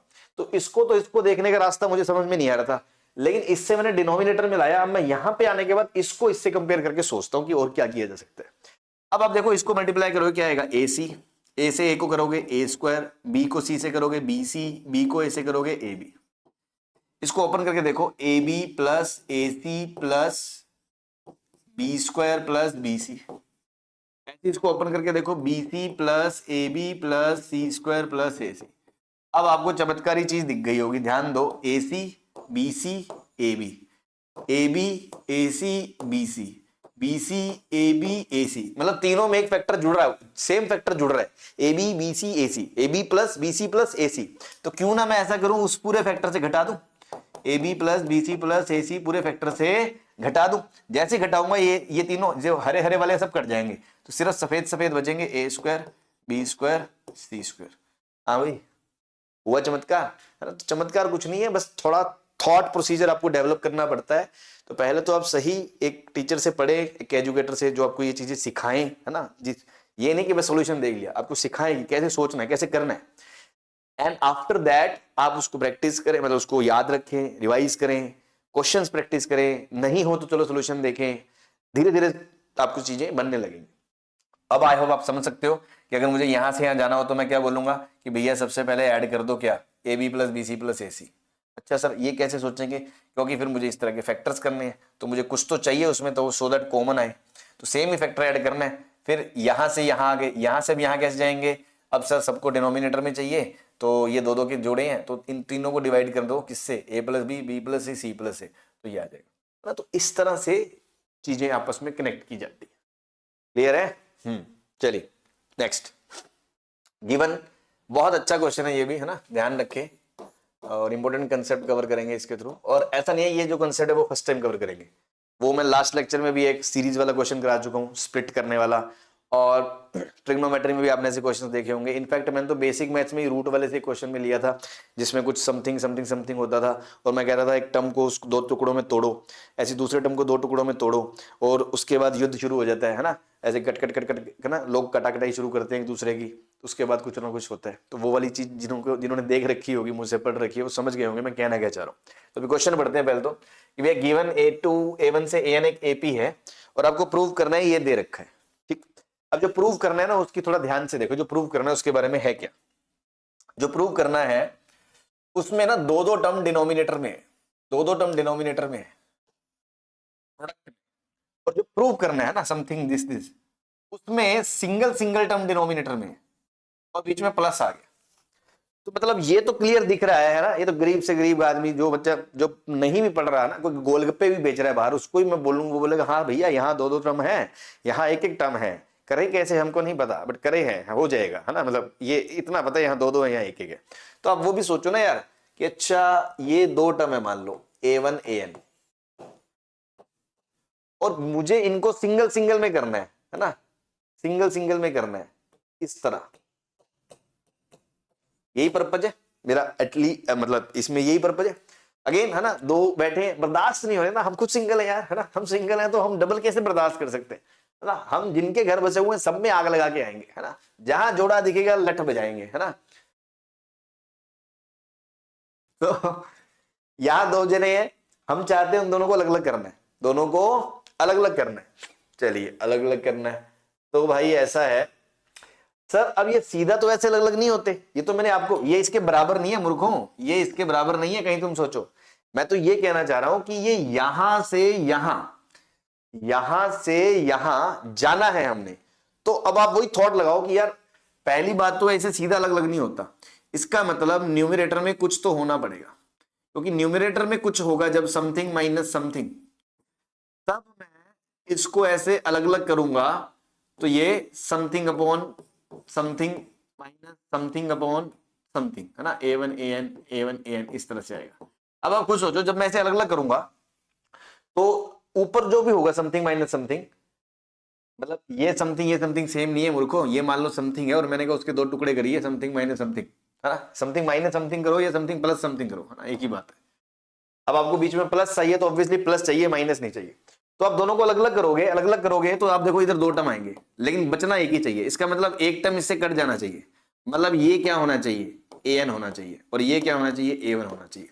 तो this is the thought procedure कि आप कैसे सोचोगे कि मुझे यहां पर क्या चाहिए, a1 प्लस an चाहिए, ठीक। और वही चीज आपको हिंट भी देती है ऑप्शंस में, जो प्रूव करना है उसके बारे में जो 4 ऑप्शन होंगे कि a1 प्लस an का आपको थॉट भी मिल रहा है। तो बहुत सारे क्वेश्चन मैथ्स में ऐसे भी होते हैं कि ऑप्शंस देख के ना हमें क्लिक मिलता है कि अच्छा इसमें ये कर देना चाहिए। अभी पहला अभी सुनो सुनो अभी रुको जरा, सब्र करो, ये तो एक ही स्टेप हुआ। ऐसे ही जब दूसरा जो टर्म होगा a2 an माइनस 1 का, उसमें भी आपका आपका विचार क्या होगा कि सर यहां कुछ तो चाहिए, और वो कुछ क्या होना चाहिए, वो कुछ a2 प्लस an माइनस 1 होना चाहिए।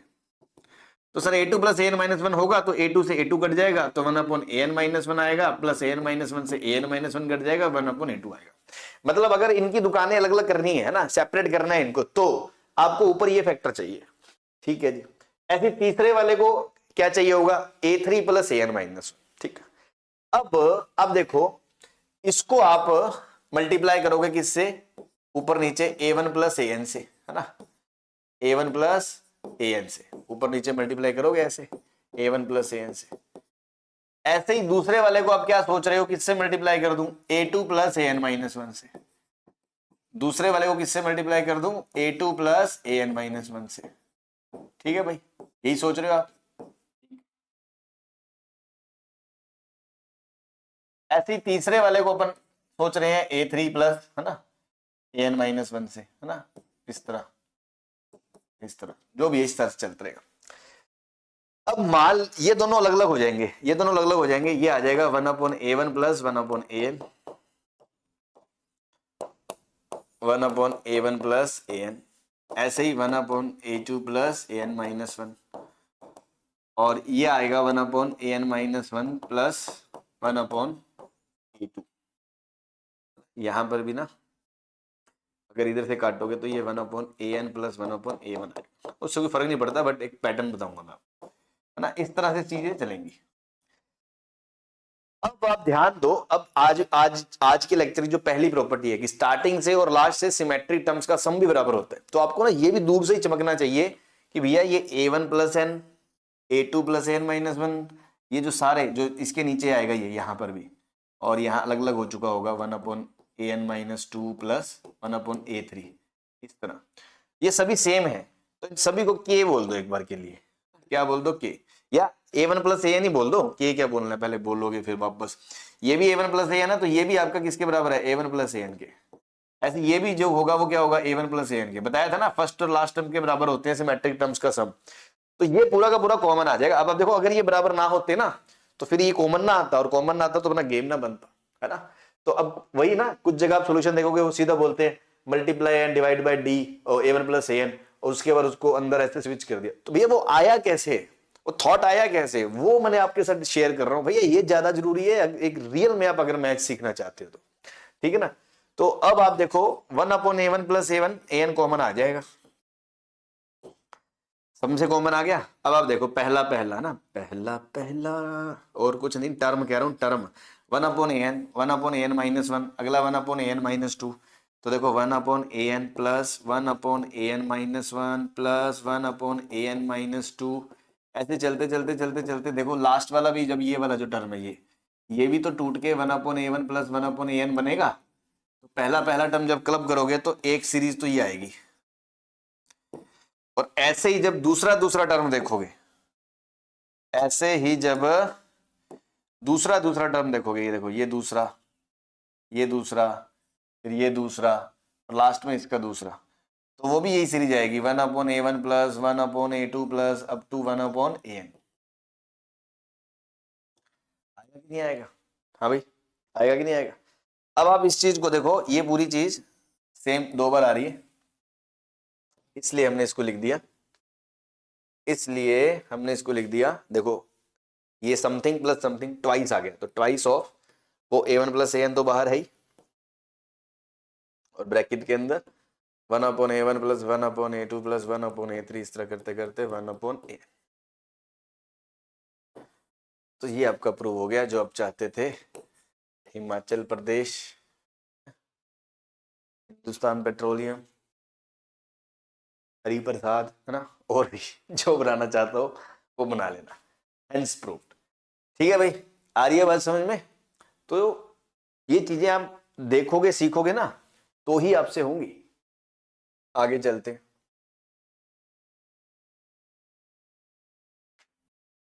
नेक्स्ट इज अर्थमेटिक मीन, है ना, एएम भी बोलते हैं हमें, क्या होता है ना, तो एक एक करके बात करते हैं। सबसे पहले तो अगर आपको एन नंबर दिए जाए, मान लो A1, A2, A3, n numbers, ये एन नंबर्स हैं, ये जरूरी नहीं है एपी में ही हो, है ना, ये सिंपल नंबर्स हैं बस। मे और may not be in AP, हो सकता है एपी में हो सकता है ना हो, उसका कोई मैटर ही नहीं है। सिंपल अर्थमेटिक मीन तो आपने बचपन में ही पढ़ा होगा कि एएम क्या होता है, एवरेज, है ना, तो सबको ऐड कर दो, सबको ऐड कर दो और divide by n, divide by, बस यही है ना, एवरेज सबका, इसी को सिंपली एएम बोलते हैं। जैसे मान लो मैंने कहा कोई भी नंबर ले लो, मान लो मैंने नंबर ले लिया -4, 0, 2, 5, 7, इनका एएम निकालना है, तो इनका एएम क्या होगा, -4 plus 0 plus 2 plus 5 plus 7, total number 5 है, 5 2 7, 7 7 14, 14 - 4 10, 10/5 2 आ गया, एएम 2 आ गया। ठीक है ना, तो भैया सिंपली एएम मतलब नंबर्स को ऐड करके डिवाइड बाय एन कर दो, ये तो सिंपल चीज है, आपको पता ही होगी। अब यहाँ एक इंटरेस्टिंग चीज ये है कि जो एएम होता है ना, एएम जो होता है वो हमेशा जो इसमें सबसे छोटा नंबर होगा, जो सबसे छोटा नंबर होगा ए मिनिमम, उससे हमेशा बड़ा या बराबर होगा, और सबसे जो बड़ा नंबर होगा उससे हमेशा छोटा होगा। मतलब जो अर्थमेटिक मीन है, जो एवरेज है, वो छोटे, जब सबसे लीस्ट नंबर है उससे तो बड़ा ही होगा, और जो सबसे बड़ा है उससे छोटा ही होगा। नहीं तो ऑब्वियस है कि बीच में कहीं लाई करेगा एवरेज, है ना। तो देख सकते हो अब यहाँ 2 है तो 2/4 और 7 के बीच में कहीं आ रहे हैं, और जरूरी नहीं इनकी वैल्यू के बराबर ही हो। मान लो ये वैल्यू 3 हो जाती तो 11/5 2.2 आता, तो 2.2 तो कोई भी एंट्री नहीं है, तो ऐसा नहीं है इन्हीं में से कुछ होगा, बट फिर भी -4 से तो बड़ा और 7 से तो छोटा होगा। इसी चीज को तो एवरेज बोलते हैं कि ये क्लास का एवरेज मार्क्स ये है, मतलब सबसे जो कम बच्चे के मार्क्स हैं उससे तो ज्यादा है, और सबसे ज्यादा जो आए सबके उतने तो आए नहीं। अगर सभी के उतने उतने आएंगे फिर तो एवरेज भी वही हो जाएगा और सभी बच्चों के मार्क्स भी वही हो जाएंगे। तो जो एएम है वो मिनिमम एंट्री से छोटा होता है, और सॉरी बड़ा होता है, और मैक्सिमम एंट्री से छोटा होता है। तो सर ये इक्वालिटीज क्यों लगाई है? ये इक्वालिटी तभी पॉसिबल है, इक्वालिटी तब होल्ड करेगी या तभी पॉसिबल है जब सारे नंबर ही बराबर हो, जब सारे नंबर ही बराबर हो, और उस टाइम एएम भी बराबर होगा, उस टाइम एएम भी बराबर होगा, तो फिर मिनिमम क्या मैक्सिमम क्या सभी बराबर हो जाएंगे। अदरवाइज ए मिनिमम से हमेशा बड़ा होगा और मैक्सिमम से हमेशा छोटा होगा। ठीक है जी, ये तो हो गया पॉइंट नंबर 1। अब पॉइंट नंबर 2, है ना, काम की बात ये है कि अगर A1 A2 A3 up to AN अगर ये एपी में है, अगर ये एपी में है, तो एएम की डेफिनेशन तो वही है, एएम की डेफिनेशन में कोई बदलाव नहीं है, लेकिन तब एक खास चीज होल्ड करेगी, am of terms symmetrically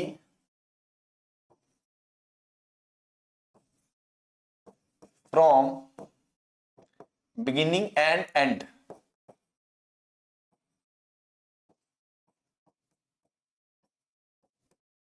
is constant, is constant and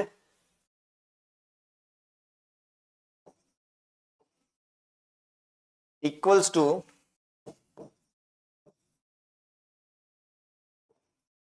am of middle terms, कि वो मिडल टर्म के एम्स के बराबर होगा। मतलब स्टार्टिंग से और लास्ट से सिमेट्रिकल टर्म्स लो तो उनका एम बराबर होगा। तो इसमें कौन सी बड़ी बात है भाई, एपी के लिए हमने ये बोला नहीं था कि अगर ये एपी है,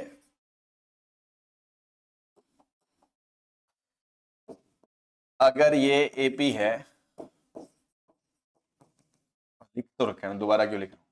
तो एपी में आज की मैंने पहली प्रॉपर्टी क्या बताई थी कि भैया स्टार्टिंग से और लास्ट वाली का सम और सेकंड से सेकंड लास्ट वाली का सम सेम होता है। तो अगर स्टार्टिंग से और लास्ट से सिमेट्रिकल टर्म्स लो तो उनका एम जो है ना, उनका जो एम है वो कांस्टेंट होगा, बराबर होगा। मतलब पहली टर्म और लास्ट टर्म इसका जो एम है वो क्या होगा ये। और अगर मैं बोलूं सेकंड टर्म और second last term, second term और सेकंड लास्ट टर्म, तो इनका भी जो एम है वो दोनों बराबर होंगे, फिक्स होगा। अच्छा सर, तो अभी तो बताया था आज के लेक्चर में इन दोनों का सम बराबर है, इन दोनों के सम के बराबर, तो डिवाइड बाय 2 करोगे वो भी बराबर ही आएगा। और इनफैक्ट दो ही टर्म क्यों, कितने भी टर्म ले लो। जैसे मान लो मैंने कहा मैंने स्टार्टिंग से 3 टर्म ले लिए, a1 plus a2 plus a3, और ऐसी लास्ट से भी 3 टर्म ले लिए, an plus an minus 1 plus an minus 2। तो इनका am क्या होगा, डिवाइड बाय 6, 4 नंबर होंगे। तो देखो पहले और लास्ट का सम बराबर है, दूसरे और सेकंड लास्ट का सम, तीसरे और थर्ड लास्ट का सम, तीनों बराबर है। तो अगर पहले और लास्ट का सम k है तो ये भी k है और ये भी k है, तो 3k/6 मतलब k/2, तो वही k/2 आ रहा है, पहले और लास्ट का सम k/2, इसलिए ये इसके भी बराबर है। तो अल्टीमेटली am अगर AP में टर्म्स होते हैं ना, तो am की एक खासियत होती है, आप स्टार्टिंग से टर्म्स कोई भी पिक कर लो, 2 कर लो, 3 कर लो, 4 कर लो, जो भी कर लो, जिस पोजीशन के टर्म स्टार्टिंग से करें उसी टर्म के पोजीशन लास्ट से भी करनी है। मान लो शुरू से चौथा है तो लास्ट से भी चौथा, शुरू से दूसरा है तो लास्ट से भी दूसरा, ऐसे आपने जितने भी टर्म स्टार्टिंग से लिए उतने ही टर्म लास्ट से भी लेने हैं।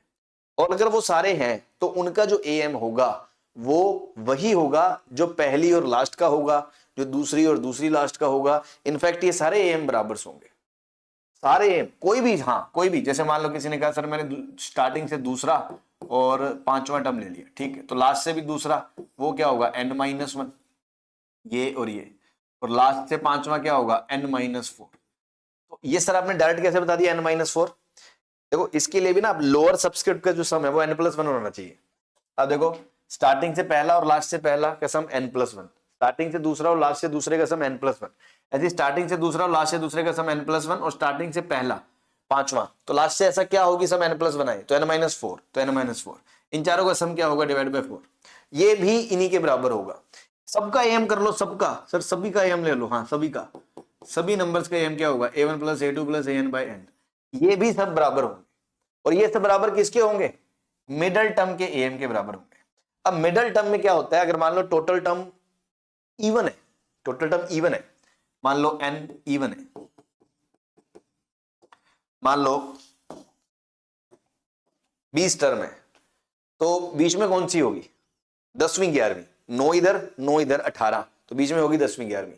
तो टोटल टर्म अगर इवन है, मान लो 2n टर्म्स है, तो उसका आधा nth और n+1th टर्म होंगे।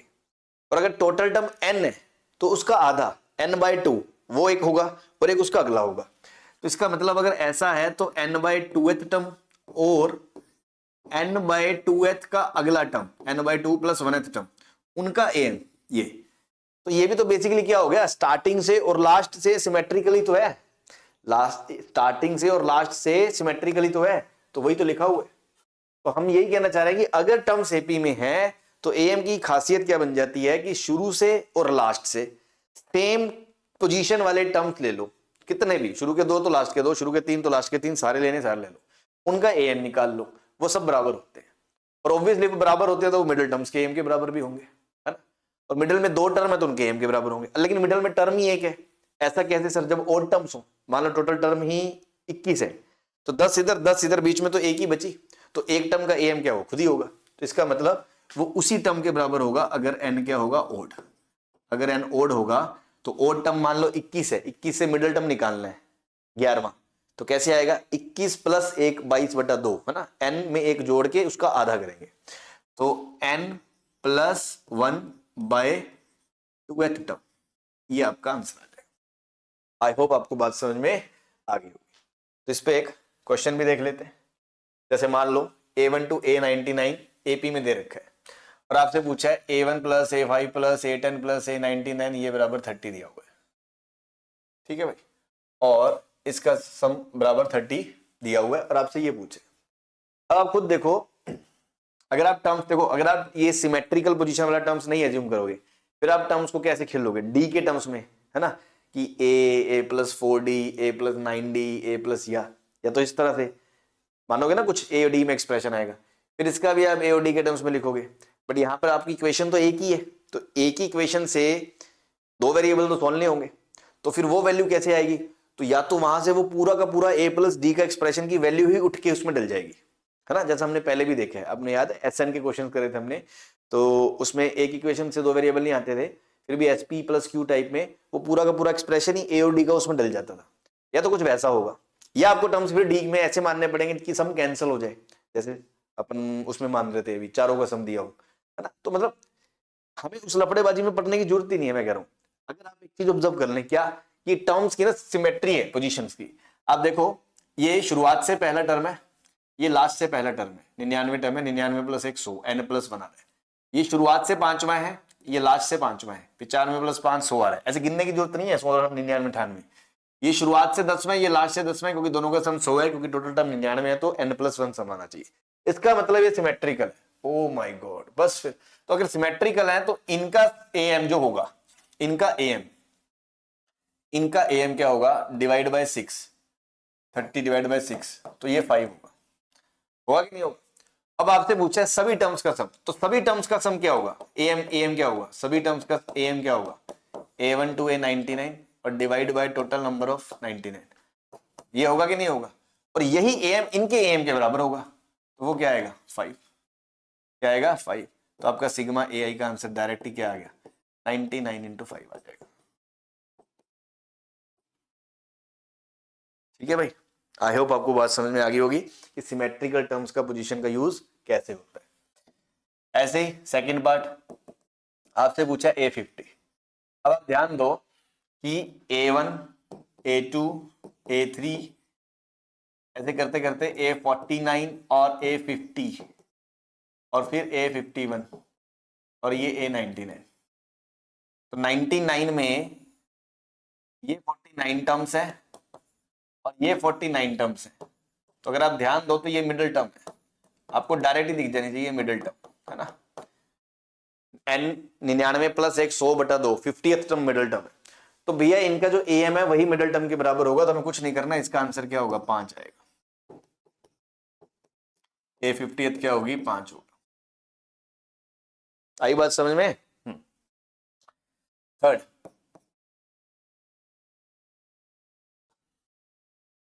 A2 plus A7 plus A98 A93, ध्यान दो ये शुरू से दूसरा, ये लास्ट से दूसरा, 98 प्लस 2 100, ये शुरू से 7वां, ये लास्ट से 93, ये भी सिमेट्रिकल है, तो इसका मतलब इन चारों का am भी वही होगा जो इनका am है 5, ठीक है ना, जो इनका am है, सबके am सेम होते हैं सिमेट्रिकल टर्म्स के, तो इसका मतलब इन चारों का जो am होगा, मतलब इन चारों का जो सम होगा समथिंग अपॉन 4 और बराबर क्या होगा 5, इसका मतलब इन चारों का जो सम है वो किसके बराबर आ जाएगा 20, ये आपका आंसर है। ठीक है, चारों का ये यहाँ पे चारों का सम है, सम A2 plus A7 plus A98 plus A93। तो आई होप आपको बात समझ में आ गई होगी। मुद्दे की बात यह है कि कोई भी n नंबर्स का am निकालना है, उनका सम डिवाइड बाय n कर दो। दूसरी चीज, अगर वो AP में है तो शुरुआत से या लास्ट से सिमेट्रिकल टर्म्स का सम, क्योंकि AP की खासियत है तो उसी वजह से ऐसा है कि इन सबके am भी सेम होते हैं, और शुरुआत से लास्ट से पेयर बनाते रहेंगे, तो अगर टोटल इवन टर्म है तो बीच में 2 टर्म होंगी, तो उनका am भी बराबर होगा पूरे के am के बराबर, और अगर बीच में टर्म ही एक बची तो वो सारे am मिडिल टर्म के बराबर होंगे। ठीक है, क्लियर है उसका ये application. Next, insertion of AIIMS, मतलब अब तो हम क्या कर रहे थे, नंबर्स हमें दिए हुए थे, हम सिंपली उनका सम निकाल रहे थे, लेकिन अब हम बात करेंगे इंसर्शन ऑफ एम्स, मतलब नंबर्स हम इंसर्ट करेंगे। इसका क्या मतलब है, आप देख लें, देखने के बाद आपको पिक्चर समझ में आ जाएगी। जैसे मान लो मैंने कहा सिंगल इंसर्शन, है ना, सिंगल इंसर्शन मतलब अगर मान लो ए और बी दो नंबर दिए जाए और आपको बोले कि इनके बीच में एक नंबर ऐड करो सच दैट ये एपी में हो, तो ऑब्वियस सी बात है भैया, ए क्या होगा, A plus B by to,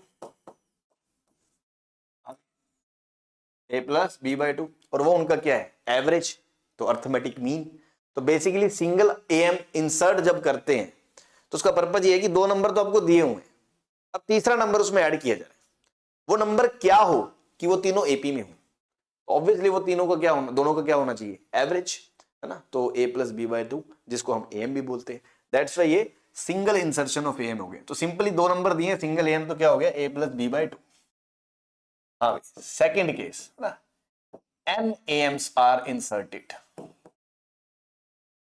n AMs are inserted between A and B, मतलब दो नंबर दिए गए हैं अब आपको और उनके बीच में n AMs आपने इंसर्ट करने हैं। तो इसका भी मतलब वही है, कि देखो मान लो दो नंबर है A और B, तो इसके बीच में आप n AM ऐड कर रहे हो, A1 A2 A3 ऐसे करते करते AM, ठीक है भाई। इसमें भी आप A और B के बीच में n AMs इंसर्ट कर रहे हो, n AMs, सच दैट ये जो पूरा सीक्वेंस है वो AP में आ जाए, ये जो पूरा सीक्वेंस है वो किस में आ जाए, AP में आ जाए, ठीक। तो ये सारे AMs अब क्या होंगे, तो इसका फंडा बहुत सिंपल है ना, बहुत बेसिक से, आपको कोई दिमाग ज्यादा खर्च करने की जरूरत ही नहीं है। आप सिंपल सा ये सोचो कि यार ऐसा है सर कि अगर ये पूरा सीरीज एपी में है तो इस पूरे सीरीज में टोटल टर्म्स कितने होंगे, देखो ये हो गए n टर्म्स, ये कितने हो गए n टर्म्स, तो यहां से लेकर यहां तक टोटल सीरीज में कितने टर्म हो गए, सीक्वेंस में n प्लस टू टर्म्स, कितने हो गए, n प्लस टू टर्म्स। अब आपको फर्स्ट टर्म पता है, लास्ट टर्म पता है, तो आपको पता है लास्ट टर्म बराबर क्या होगा, first term plus total number of terms minus one into D of common difference. अब यहां टोटल नंबर क्या आएगा, n प्लस टू, है ना। कुछ लोग यहां जल्दबाजी में गलती करते हैं, यहां n, यहां टोटल नंबर ऑफ सीक्वेंस आता है जो कि n प्लस टू होंगे। तो यहां से देखो b बराबर क्या आएगा, a plus n plus one D, b minus A upon n plus one आपका d आ जाएगा, b माइनस ए n प्लस वन, ठीक है भाई, क्लियर है। इनफैक्ट ये d आप सीधा भी ला सकते थे एक कॉमन सेंस से कि भैया दो नंबर के बीच d का गैप होता है, ठीक है, दो नंबर के बीच गैप कितना है, d का, तो ये गैप कितना है d, ये गैप कितना है d, ये गैप कितना है d, ऐसे ये गैप कितना है d। तो देखो अगर तीन नंबर है शुरू में तो गैप 2d है, चार नंबर है 3d है, ऐसे n प्लस टू नंबर है तो उनमें गैप कितना होगा, n plus one D, n plus one D, तो गैप कितना होगा b माइनस ए, है ना। ये लेंथ कितनी होगी, टोटल जीरो से शुरू होंगे यहां तक मान लो b और यहां तक मान लो a। इसको आप ऐसे समझो कि अगर मैं ओरिजिन से हूं, ओरिजिन पे शुरू होता हूं और ये पॉइंट है a और ये है b, तो यार यहां से यहां तक की पूरी लेंथ कितनी है b और यहां से यहां तक की लेंथ कितनी है a, तो यहां से यहां तक की लेंथ कितनी होगी b माइनस ए, और वो किसके बराबर होगी, वो उनमें कितने d का गैप है। तो तीन नंबर में 2d का गैप होता है, चार नंबर में 3d का गैप होता है, तो n प्लस टू नंबर में n प्लस वन डी का गैप होगा, तो यही बराबर n प्लस वन डी के बराबर नहीं होगा क्या। तो आप ऐसे भी सोच सकते हो, जैसे मर्जी सोच लो, फॉर्मूले से सोच लो, खुले दिमाग से सोच लो, अल्टीमेटली आपका d आ गया। अब भैया जब d ही आ गया तो ये सारे टर्म्स तो AP के हैं, और पहला टर्म मुझे पता है, तो इसमें डी जोड़ दूंगा तो A1 आ जाएगा, फिर डी जोड़ दूंगा तो A2 आ जाएगा, फिर डी जोड़ दूंगा तो A3 आ जाएगा, तो सभी आ जाएंगे, उसमें क्या बड़ी बात है। तो A1 क्या आ गया, A plus D, A plus D, और डी क्या है अपना B minus A upon n+1, और आप एलसीएम लोगे तो आएगा n+1 into A plus B minus A upon n+1, तो यहां से ये आएगा, इसे ओपन करोगे ना, n+1 A से A कट जाएगा, ये आएगा आपका Na plus B upon n+1, ठीक है जी, ये आपका A1 आ गया। सिमिलरली A2 क्या आएगा, A प्लस 2D, और D की जब आप इसमें वैल्यू रखोगे और उसको जब सिंप्लीफाई करोगे तो वो आएगा n-1A plus B upon n+1। तो बड़ी बात नहीं है, कहीं तुम सोचो ऐसा क्या कर दिया, लो मैं रख के दिखा देता हूँ। D की जगह देखो B minus A upon n+1 आएगा, एलसीएम लोगे तो A के साथ क्या आएगा, n+1A plus 2B minus A upon n+1। अब आप देख सकते हो n+1A माइनस A, ये सॉरी माइनस A नहीं माइनस 2A आएगा, तो n+1A माइनस 2A क्या आएगा, n-1A plus 2B upon n+1, है ना, एक प्रिंटिंग एरर होगी, यहाँ 2 आएगा ना, क्या आएगा,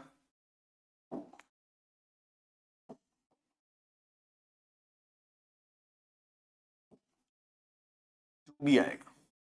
तो अल्टीमेटली ये रट्टा मारने की जरूरत नहीं है ना, मैं बता दूंगा, वो याद भी रखना है तो कैसे रख सकते हो, अदरवाइज तो आप ऐसे समझो, आपको जब भी बोले भैया एक से A से लेके B के बीच n AM ऐड कर दिए, तो आपने A1 A2 A3 n number मान लेने हैं, ये एक सीक्वेंस है, लास्ट टर्म बराबर first term plus total number of term n+2 - 1 D करके ये D आ जाएगा, D आ जाएगा तो A1 क्या हो जाएगा, A1 पहला AM है लेकिन इस पूरी सीक्वेंस का दूसरा टर्म है, तो दूसरा टर्म क्या होता है, A प्लस डी, तो A प्लस डी, ऐसी A2 थर्ड टर्म है, A plus 2D A plus 3D, इस तरह से सारे AMs कैसे आ जाएंगे, इस तरह से अगर मैं बात करूं, A1 जो है वो आएगा A प्लस डी, A2 जो आएगा वो आएगा A प्लस 2D, A3 क्या आएगा A प्लस 3D, और करते करते करते AN जो आएगा वो आएगा A प्लस ND। अब आप यहां D सब्स्टिट्यूट करके आंसर उस मौके पे निकालें, लेकिन अगर आप याद रखना चाहें ही टाइम बचाने के पॉइंट ऑफ व्यू से, तो इसमें एक पैटर्न आता है, आप देखो यहां से आंसर आ रहा है ये Na plus B upon n+1, इसमें आंसर आ रहा है n-1A plus 2B upon n+1, इसमें आ रहा है n-2 upon A plus 3B upon n+1 आएगा, और इसमें आएगा आपका A plus NB upon n+1। ये पैटर्न है, पैटर्न क्या है, सब में देखो नीचे n+1 तो है ही, पहले वाले में A के साथ n है और B का कोफिशिएंट 1 है, देख रहे हो, A के साथ n है और B का कोफिशिएंट 1 है, B के साथ कुछ नहीं है 1 है, फिर B के साथ 2 है, इसका कोफिशिएंट n-1 है, फिर B का कोफिशिएंट 3 है, इसका कोफिशिएंट n-2 है, ऐसे करते करते A का कोफिशिएंट 1 आ गया और B का कोफिशिएंट n आ गया, तो आप ऐसे याद रख सकते हो something A plus something B upon n+1 तो आना ही आना है, पहले वाले में इधर n है, फिर अगले में n-1, ऐसे करते करते लास्ट वाले में 1 है, और इधर ऊपर 1 है, और करते करते 2 3 ऐसे आ जाएगा। और इनफैक्ट ऐसा नहीं है ये कोई, मतलब ऐसा क्यों आ रहा है ना, आपको फील नहीं आ रही है ऐसा क्यों आ रहा है, आपने कुछ ऐसा कहीं देखा है formula, something A plus something B upon something plus something, अब ध्यान दो इन दोनों नंबर्स का सम हमेशा n+1 है, तो इसको देख के ना एक सेक्शन फॉर्मूला की फील आती है ना, जो बच्चे इंटरेस्टेड है वही देखें, अदरवाइज आपके काम की ज्यादा बात नहीं है, आप इतना भी कर लेंगे बहुत है। इनफैक्ट मैं कह रहा हूं ये रट्टा मारना भी छोड़ दे, आप तो खुले दिमाग से ऐसे कर ले, हमेशा A plus D A plus 2D A plus 3D आपका आंसर आ जाएगा। बट यहां मैं कुछ एक और ऑब्जर्वेशन बताने वाला हूं जो इंटरेस्टिंग है, वो ये कि अगर आप ध्यान दें कि यार A एक नंबर है, B एक दूसरा नंबर है,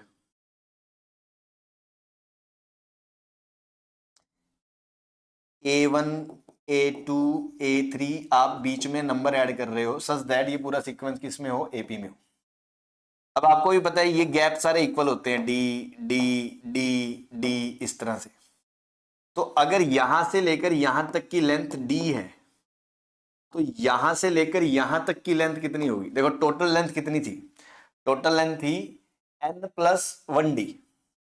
टोटल लेंथ थी n प्लस 1d, ये डी डी डी करके n प्लस 1d लेंथ आई थी, ये देखो ये लिखा हुआ। तो ये total length n plus 1d है, उसमें से d निकल गई, तो ये बच गई nd, है ना, n टाइम्स d। अब आप ध्यान दो, ये जो पॉइंट है ये d is to nd ratio में ab को डिवाइड कर रहा है। तो आप देख पा रहे हो, अगर ये इसको d is to nd ratio में डिवाइड कर रहा है, तो सेक्शन फॉर्मूला से इसका आंसर क्या आएगा कि यहां से यहां तक का पार्ट d है, तो उस d का मल्टीप्लाई तो हम करेंगे, d का मल्टीप्लाई तो करेंगे हम इससे b से, और nd का करेंगे हम इससे a से। तो आप देख सकते हो nd a plus 1 d upon, मतलब d लिखने की तो जरूरत ही नहीं है ना, ये 1:n रेशो में डिवाइड कर रहा है, किसमें कर रहा है? 1:n में, है ना।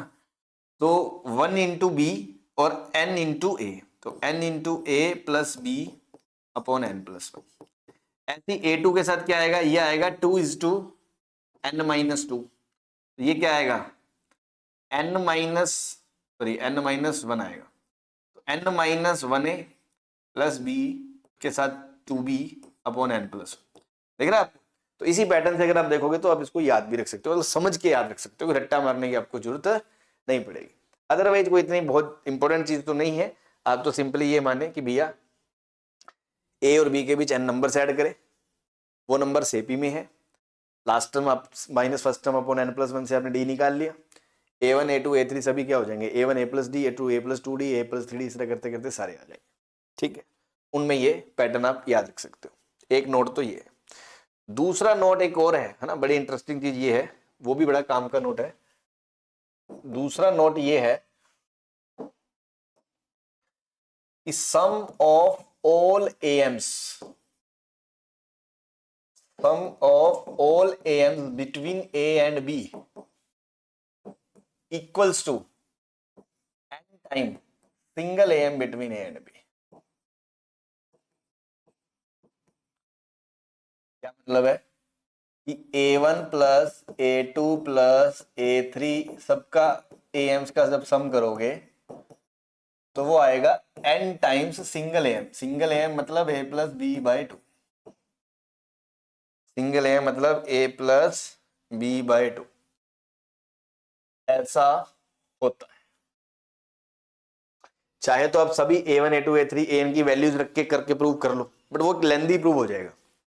आप बहुत ही बेसिक प्रॉपर्टी से प्रूव कर सकते हो। कैसे भैया?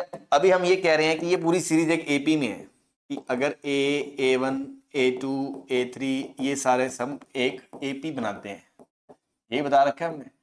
अगर ये एपी बनाते हैं तो अभी मैंने बोला ना सिमेट्रिकल टर्म्स का एम सेम होता है। तो अगर आप ये बीच वाले सभी टर्म्स का सम करोगे, उनका एम निकालोगे, तो a1 से an का सम अपॉन n, और यही एम किसके बराबर होगा? इन लास्ट वाले पहले वाले के एम के बराबर होगा, a प्लस बी बाई 2, क्योंकि शुरू से पहला और लास्ट से पहला का जो एम है वही इन सब में शुरू से पहला और लास्ट का छोड़ के सारे सिमेट्रिकल ही हैं, तो उनका भी जो एम है वो सेम आएगा। अगर ऐसा है तो यहां से आप सीधा ही बोल सकते हो कि a1 plus a2 plus an इनका जो सम आएगा वो that is n by 2 into a plus B आ रहा है। तो आपका ये प्रूव हो जाएगा। क्लियर है? तो इस चीज का ध्यान रखें। चलिए next, 25 AMs are inserted between -4 and 10 ना, ये आप खुद ट्राई करें। और आपसे पूछा है उसके बाद a5 a13 और ये सब की वैल्यू पूछी। तो यार बहुत सिंपल है, अगर आप देखें, आप कुछ भी अगर आप नहीं याद करके चलते, बेसिक से चलते हैं, -4 a1 a2 ऐसे करते करते a25 am इनके बीच में इंसर्ट करे, -4 और 10 के बीच में। ठीक है भाई, ये एपी है। अब आपको पता है कि ये टोटल एपी में कितने टर्म हो गए? n बराबर 27 टर्म हो गए, 25 और 2 27। तो लास्ट टर्म बराबर first term plus total number of term 27 -1 into D. D क्या है? डी तो निकालना है। तो 10 प्लस 4 14 बटा 27 माइनस 1 26, 7 बटा 13 आ गया डी। डी आ गया, अब जो मर्जी पूछ लो वो एम बता देंगे। जैसे A5 पूछा है, A5 क्या होगा A प्लस 5D, A5 क्या होगा A प्लस 5D, यही है।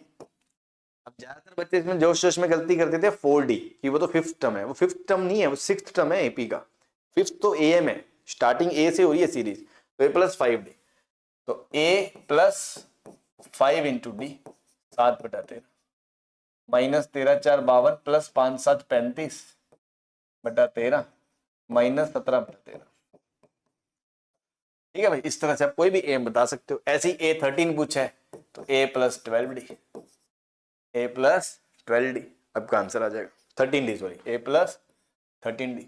उससे आपका क्या आंसर आ जाएगा माइनस 4 प्लस 13 इंटू डी बटा 13, 13 13 कट गया, डी मतलब डी क्या है 7 है, डी क्या है 7 बटा 13, डी 7 नहीं है, मतलब 13 इंटू डी बटा 7 बटा 13 आया था, तो 7 माइनस 4 3 आ गया, 7 माइनस 4 3 आ गया। इनफैक्ट आप इसको ऐसे भी देख सकते थे यार, ये तो मिडिल टर्म है, A13 तो मिडिल टर्म है, A14 से A25 तक ये भी 11 है, ऐसी A1 से लेकर A13 तक 12 तक ये भी 12 है ना, 12 ये है 12 ये है तो 25 है, और ऐसे ही शुरू से A और B, तो ये मिडिल टर्म है।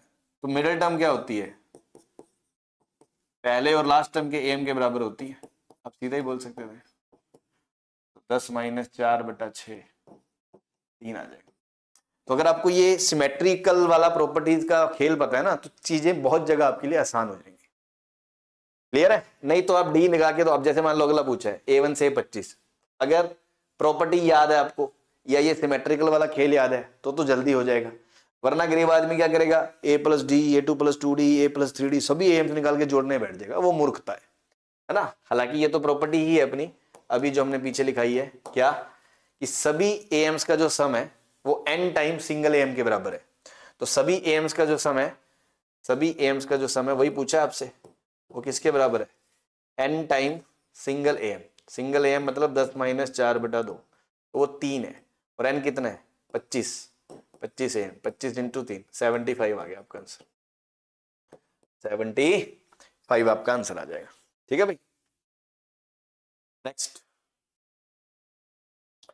नेक्स्ट में देखो, जिनको प्रॉपर्टी नहीं पता, सिमेट्रिकल टर्म का कुछ नहीं पता, वो तो सीधा A plus D, 2D 3D ऐसे सारे एम निकालेंगे, लेकिन अपन ऐसे नहीं करेंगे। अपन शिकारी आंखें अपनी पहली एक्टिवेट रहेंगे कि भैया ये दूसरा है, ये लास्ट से दूसरा है 24वां, दोनों का सम 26 है और 25 एम है, तो n प्लस 1 26 ही होता है। ये तीसरा है, ये 23 है, ये पांचवा है, 21 5 26 है। इसका मतलब ये 6 के 6 सिमेट्रिकल हैं, शुरू के 3 और लास्ट के 3 एम वाइज, और एपी वाइज बोलो तो शुरू से, मतलब शुरू के 3 नहीं है, मतलब ये शुरू से 3 जिस पोजीशन पे एपी में, वो लास्ट से ये इन 3 पोजीशन के करेस्पॉन्डिंग टर्म्स है। तो इन 6 का जो एम होगा, जो आपसे ये पूछा है, इस पूरे को मैं एक्स बोल दूं अगर, तो इन 6 का एम क्या होगा x/6, और वही सिंगल एम के बराबर होगा जो कि 3 है, तो आपका एक्स का डायरेक्ट आंसर क्या आ जाएगा 18 आ जाएगा। तो ना सिमेट्रिकल का ये फायदा है आपको, तो अगर आपने ढंग से फॉलो करा है लेक्चर शुरू से एम का, तो आपको इसमें कोई दिक्कत नहीं आएगी। चले भाई, चलिए last question of the day, if P arithmetic means are inserted between 5 and 41, मतलब 5 और 41 के बीच में कितने एम डाले हैं इन्होंने, P एम डाले हैं, कितने एम डाले हैं P एम, है ना, यहां से लेकर यहां तक कितने एम डाले हैं P एम्स डाले हैं, and the ratio this A3। अब देखो A3 क्या होगा, A3 होगा A प्लस 3D, जो भी D आएगा, और AP माइनस 1 क्या होगा, वो होगा A plus P minus 1D, और उनका डिवीजन का रेशो 2/5 दिया हुआ है। यहां से 5A प्लस 15D बराबर 2A प्लस 2DP माइनस 1, तो सब एक तरफ कर लिया, A का 3A बराबर D के साथ 2P माइनस 2 -15, तो 3a बराबर d 2p -17 आ गया। एक इक्वेशन ये आ गई।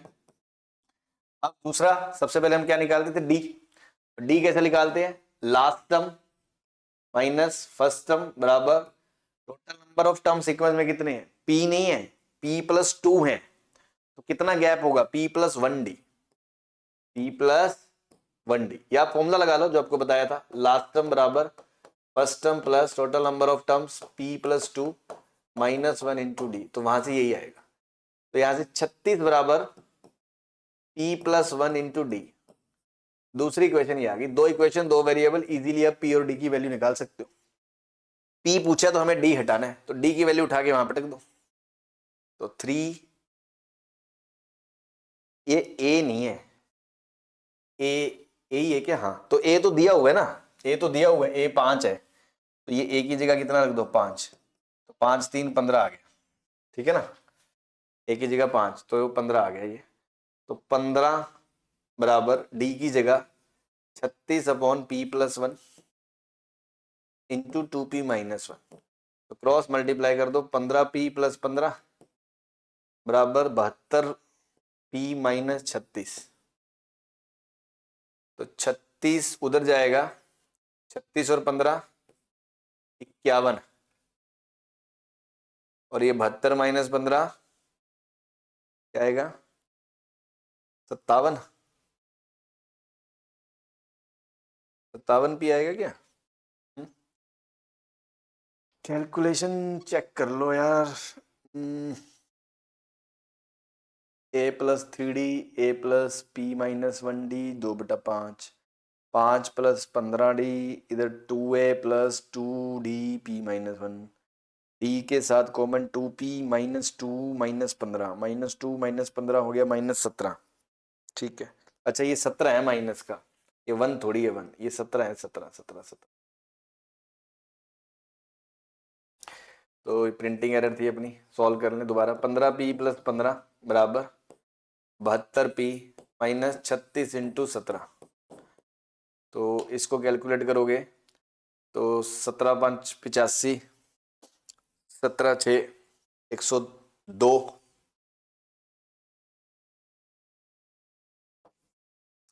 10 17 3 51, 10 61, 612, तो 72p - 612, इधर 15p + 15, तो 15 इधर जाएगा तो 57p, और 612 उधर जाएगा, 612 + 15 627 आएगा, ठीक है। तो ये देखो 57 एकम 57, 5 57 1, p 11 आ गया भाई, क्या आ गया, 11 आ गया, ठीक है भाई। तो this is all about m, and AP से रिलेटेड और एएम से रिलेटेड जो था वो अपना खत्म हो गया। नेक्स्ट लेक्चर में अपन जीपी शुरू करेंगे। Okay, thank you.